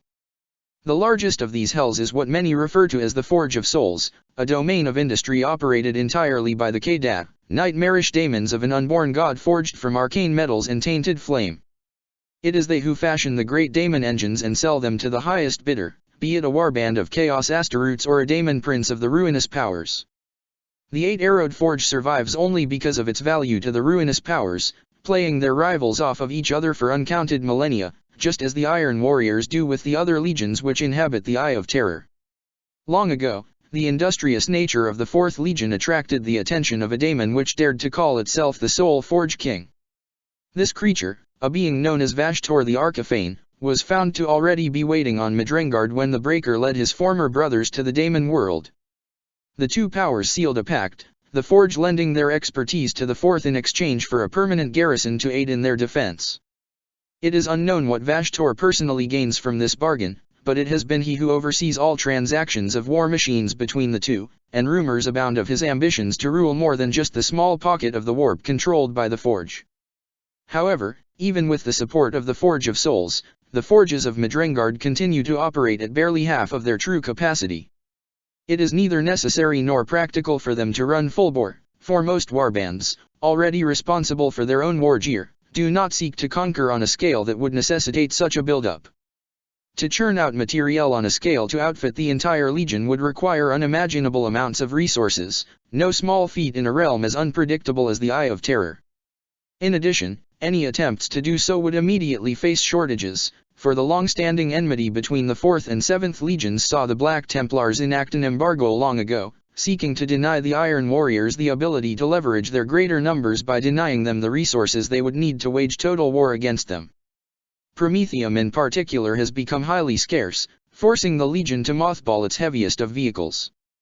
In the void above Midrengard, the fleet of the 4th is disunited and in varying states of disrepair, victims of constant warfare against myriad threats. Chief among these is the Ironblood, flagship of Perturabo, which it has not seen combat since the Leonine Heresy, for only Perturabo could command such a mighty vessel. However, many ambitious warsmiths would pay any price to be the master of even a similar vessel, for ships are the safest and often only way to traverse the Eye. Thus the shipyards of Midrengard are constantly busy, millions of slaves perishing to produce even a single vessel, but life has always been cheap for the sons of Perturabo.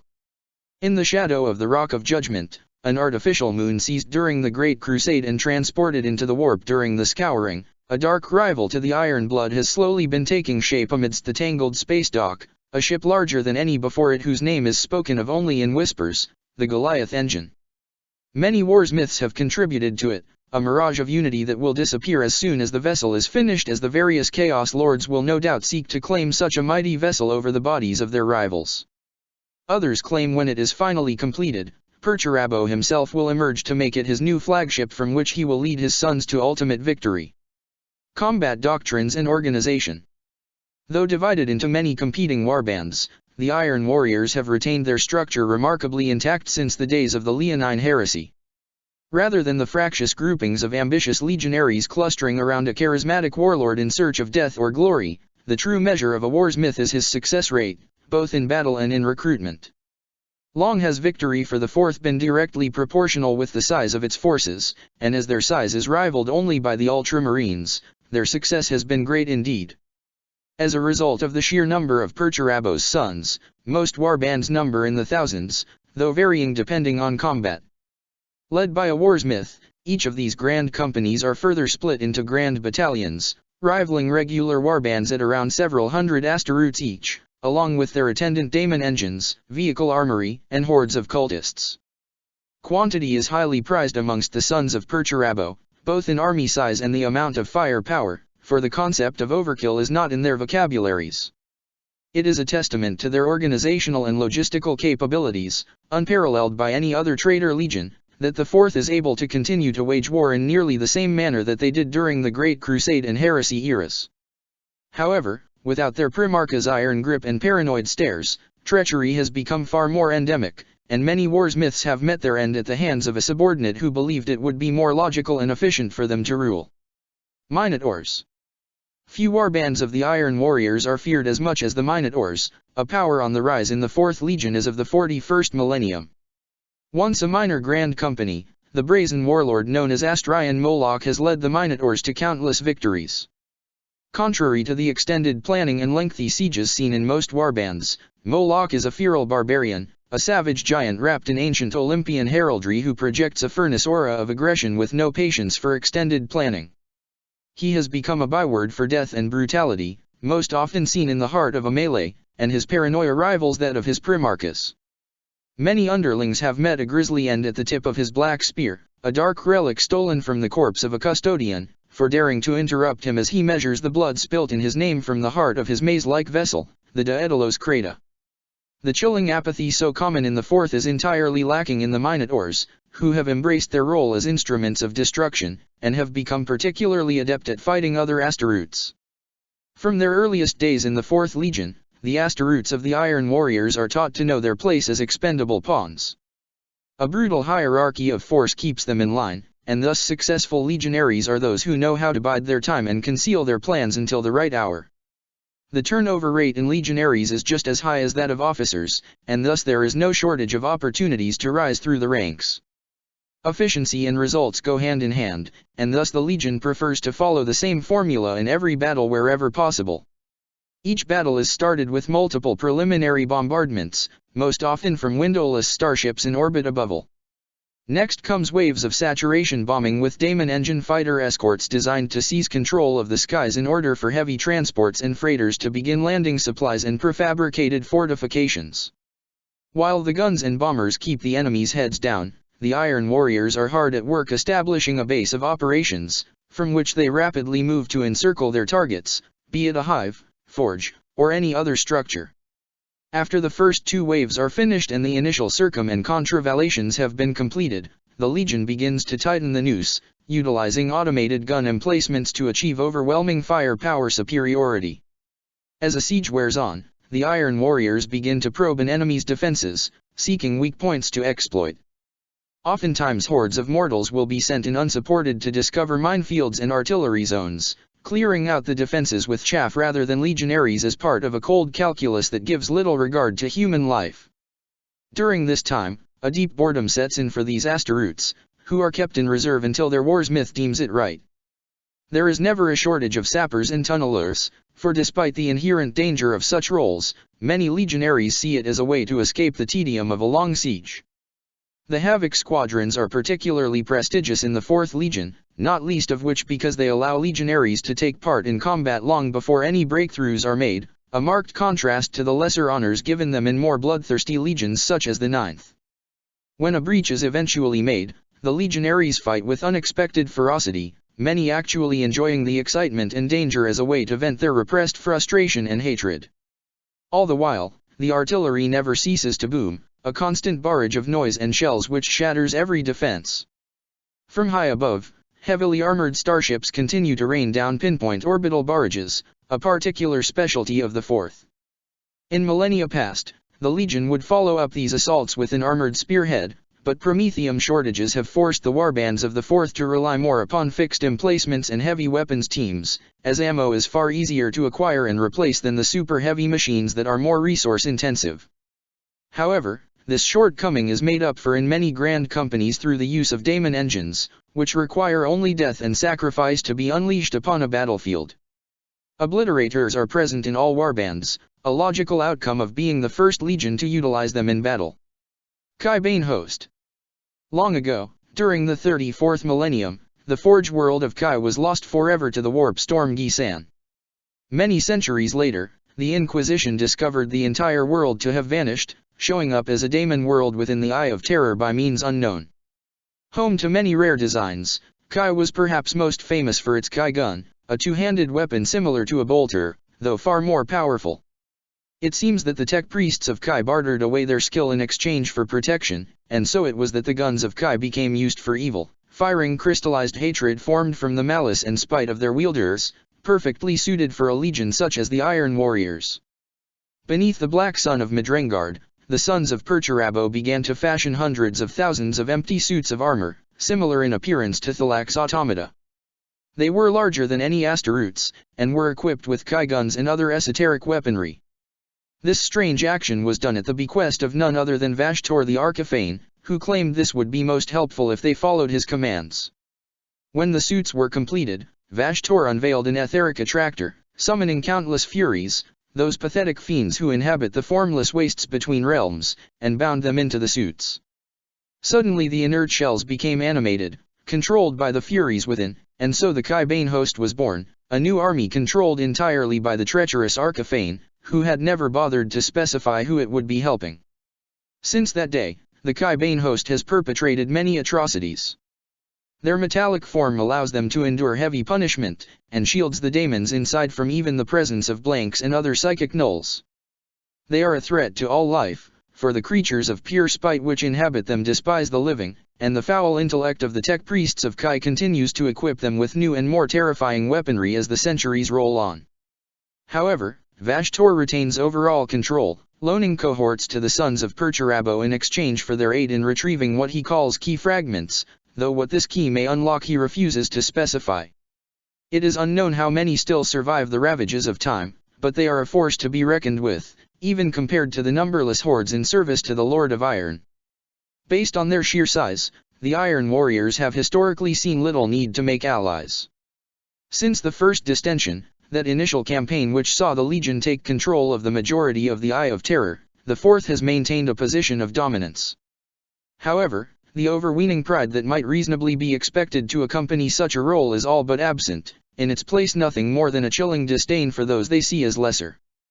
As such, few alliances of any length have been sought out by the sons of Perturabo, save the pact with the Forge of Souls, whose tech priests accompany every warband as part of an organization known as the Numakina. It is they who repair and salvage the damaged vehicles after every battle, crafting new monstrosities as they seek to satiate their unholy curiosity. Grand companies who suffer particularly heavy casualties are more likely to form alliances of convenience with other traitor legions, a partnership only accepted because they are seen as less likely to betray them. Of these alliances, most common are those that exist between the Iron Warriors and the Thousand Sons. The 4th and the 15th have ties going back to the days of the Great Crusade, when Magnus the Red and Perturabo were close partners, an alliance which extended to the war in the Webway and to the Siege of Terra. The sheer numbers and overwhelming firepower of the 4th is a natural complement to the quality-focused sorcery of the 15th Legion, but the nature of chaos ensures the two legions can never truly trust one another as they did during the heresy.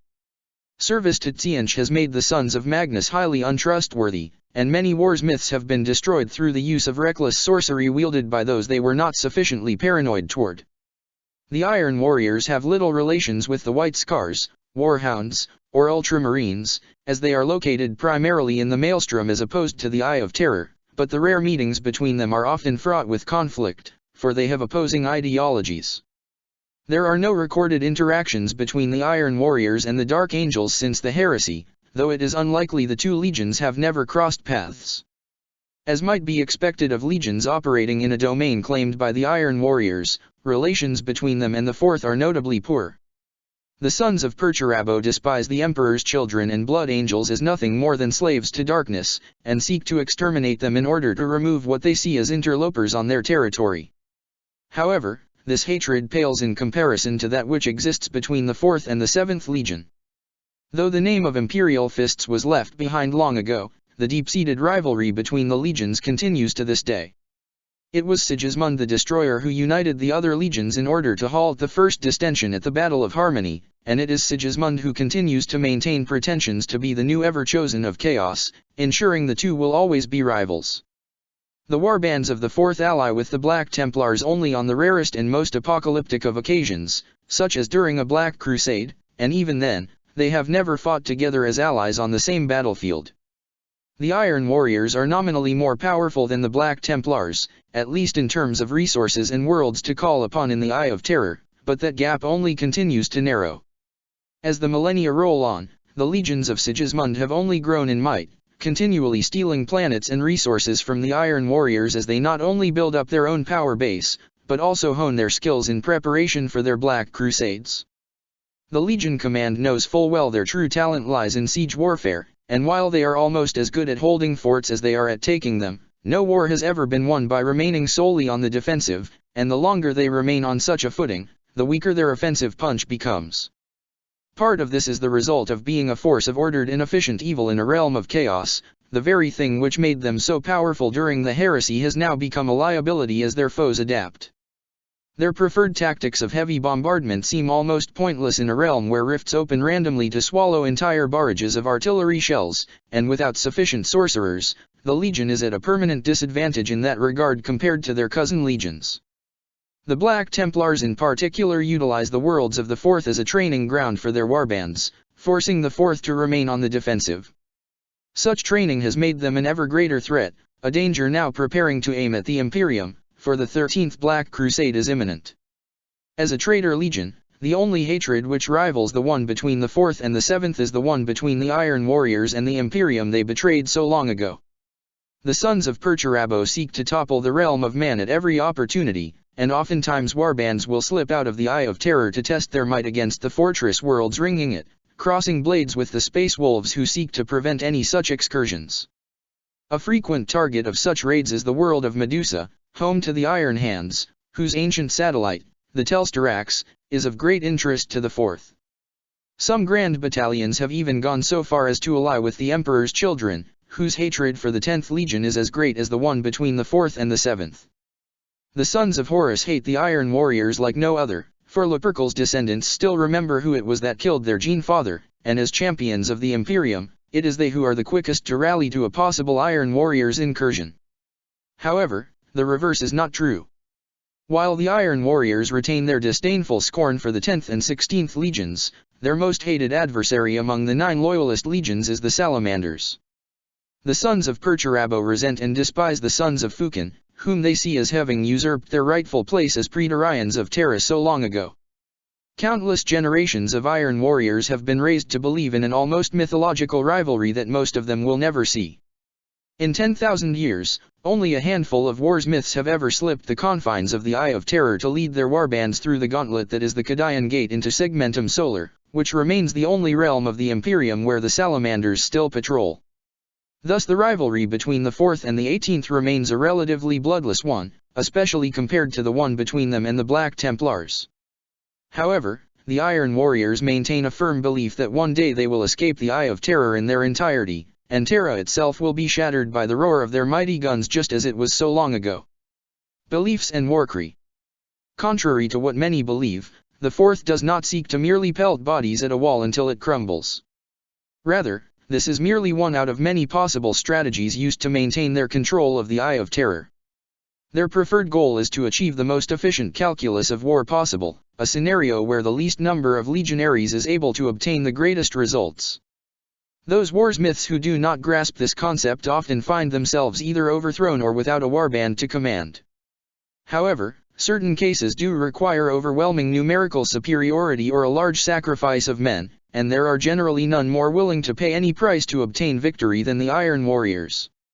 Each wars myth is intensely proud, most often having obtained his position through a combination of sheer determination and the will of the ruinous powers. Despite their protests to the contrary, the fangs of chaos have sunk deeply into the 4th Legion. The sons of Perturabo like to believe they are above the daemon worshippers so common in other traitor legions, for they seek to dominate and chain daemons rather than bargain with them.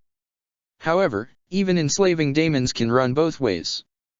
The Iron Warriors are heavily reliant upon their pact with Vashtor, who against all expectations has upheld his contract to provide generations of warpsmiths with the Pneumachina priests to aid them in binding daemons and writing the scrap code that is broadcast to corrupt enemy machines.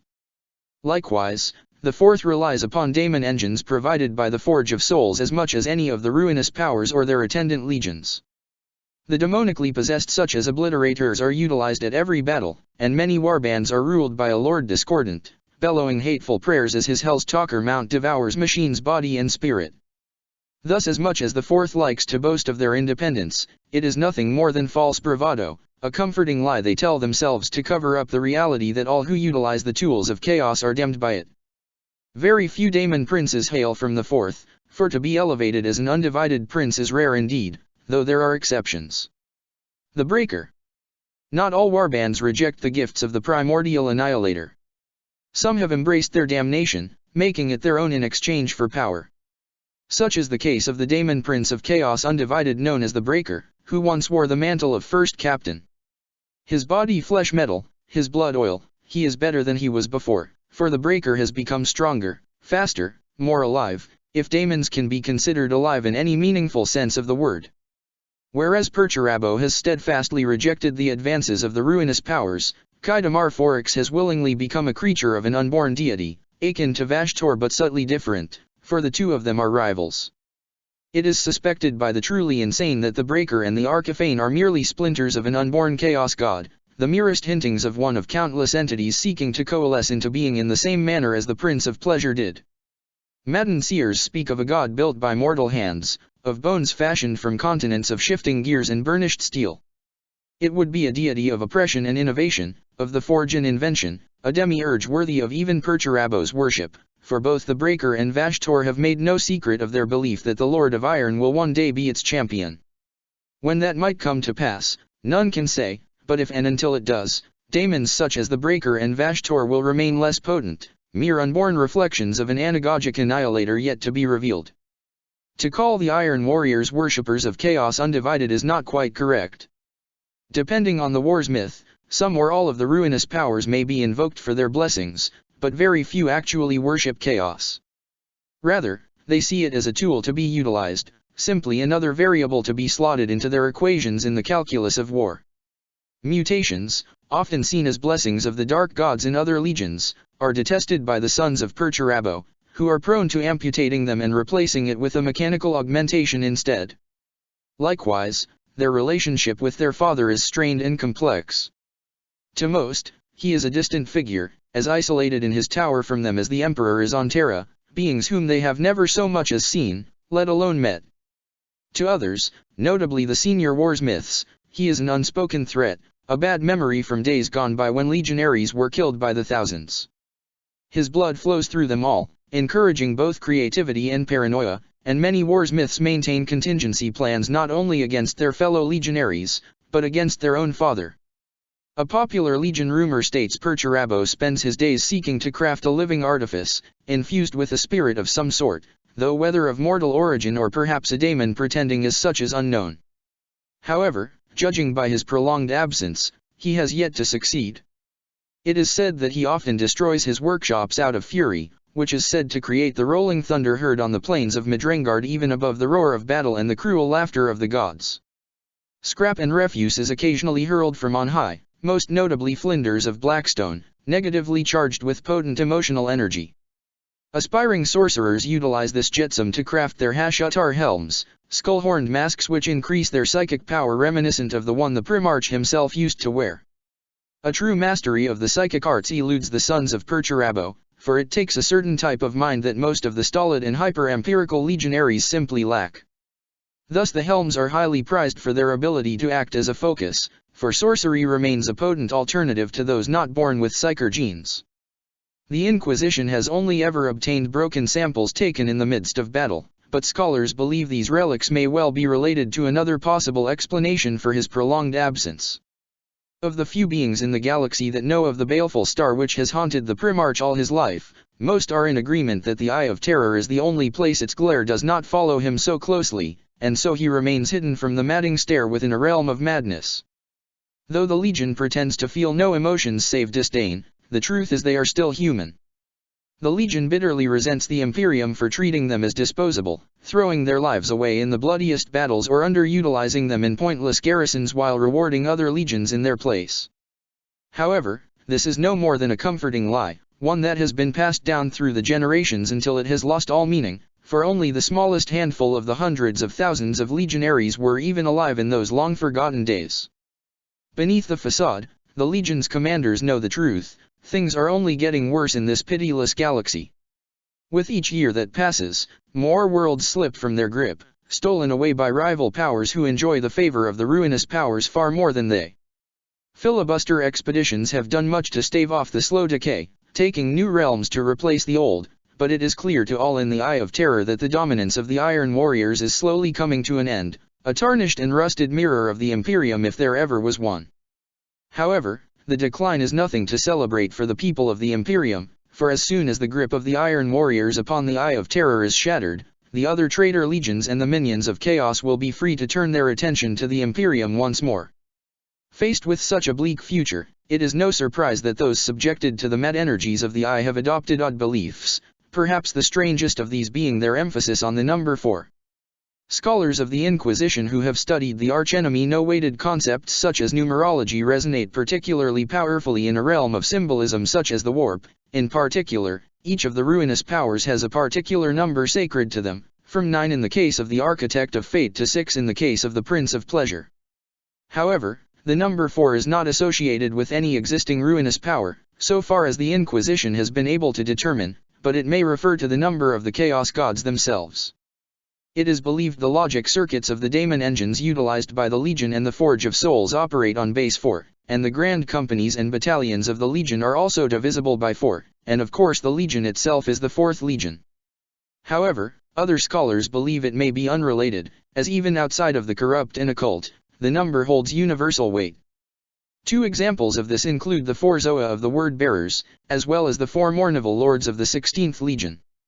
Those who hold to this school of thought often claim rather that it is related to the mysteries of the Forge instead.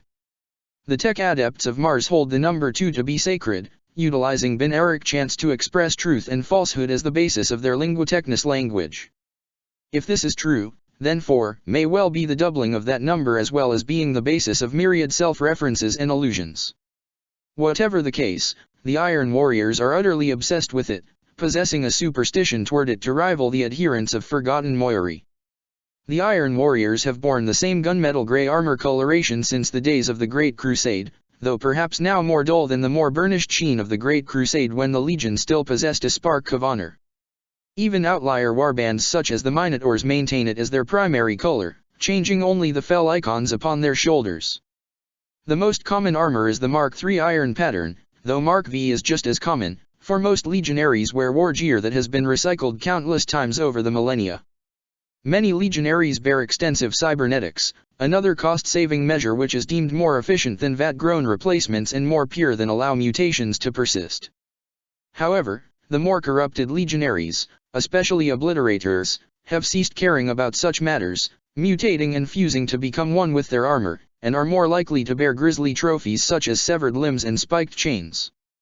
Yellow and black industrial stripes are evident on all legionaries, chevrons varying by grand battalion to indicate rank and file. The Legion's symbol remains an iron mask in the shape of a skull, suitable for a grim and dour legion such as the 4th. The 8-pointed Chaos Star is also very common.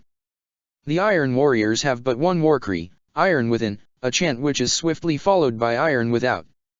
This is often used in the heat of battle to identify other members of the Legion, especially in the confusing scrum of a forlorn hope charge into a breach. This phrase is somewhat connected to what is known as the Unbreakable Litany, which reads as follows. From iron cometh strength. From strength cometh will. From will cometh faith. From faith cometh honor. From honor cometh iron. This is the Unbreakable Litany. May it ever be so. However, this is something said only amongst the Legion, an ever-diminishing cry of defiance hoarsely shouted at an uncaring galaxy that presses in on all sides, a hungry darkness seeking to snuff out all the light that these traitors bitterly cling to in the hopes that something will one day change. Amidst the twilight, ruin comes. I have known this from the day I left Terra. The light of my forges grows ever dimmer as the years pass, yet still I remain, locked away alone in my tower. How Rogel would grin if he could see me now, if he could lift his head from his omphaloskepsis to watch me as I have watched him. The two of us are equally alone with our thoughts, for I sense much has been revealed to him, just as it has been to me. It's not like I regret how I treated him, but why does he appear more often than the others? Loyal and traitor alike, they're all coming back, I have foreseen it. The hidden return, coming to bring one last glimmer of light before the age of dusk. My sons gather to me, hoping in their heart of hearts that I will emerge to lead them as I did in the old days. Already the forges of Midrengard glow brighter than ever before, perhaps the daemons too can sense the end is coming. Elsewhere, my bastard nephews gather in their prisons, ready to slip their bonds and bring havoc to father's crumbling kingdom. My sons wish to join them, and part of me wishes to lead them like it was in the old days, the part of me that likes being in charge. No gods, no masters. I wonder how long it will take before the universe takes that notion away from me like all the rest. Not that it matters. I don't know why any of them bother. What is dead cannot be resurrected, at least in the original form. Believe me, I've tried. Eidetic memory, a talent for artifice, and power beyond my wildest dreams, and yet I have nothing to show for it but failures. Attempt after attempt, all ending the same way as the ugly truth forces its way into the open. Is it because of some underlying flaw? Maybe a daemon toys with me, pretending to be someone it should not. It is that fear which keeps me from accepting the chains which bind several of my brothers, though the lie remains as sweet as ever. Perhaps it's the exact opposite. Maybe I have been succeeding, at least partially, in bringing back the past. Why, then, am I repeatedly denied? Is there some power out there preventing me from attaining that bliss which I once felt? I do not know. All that remains is for me to give up. Or to try again. Check the description for the links to the author.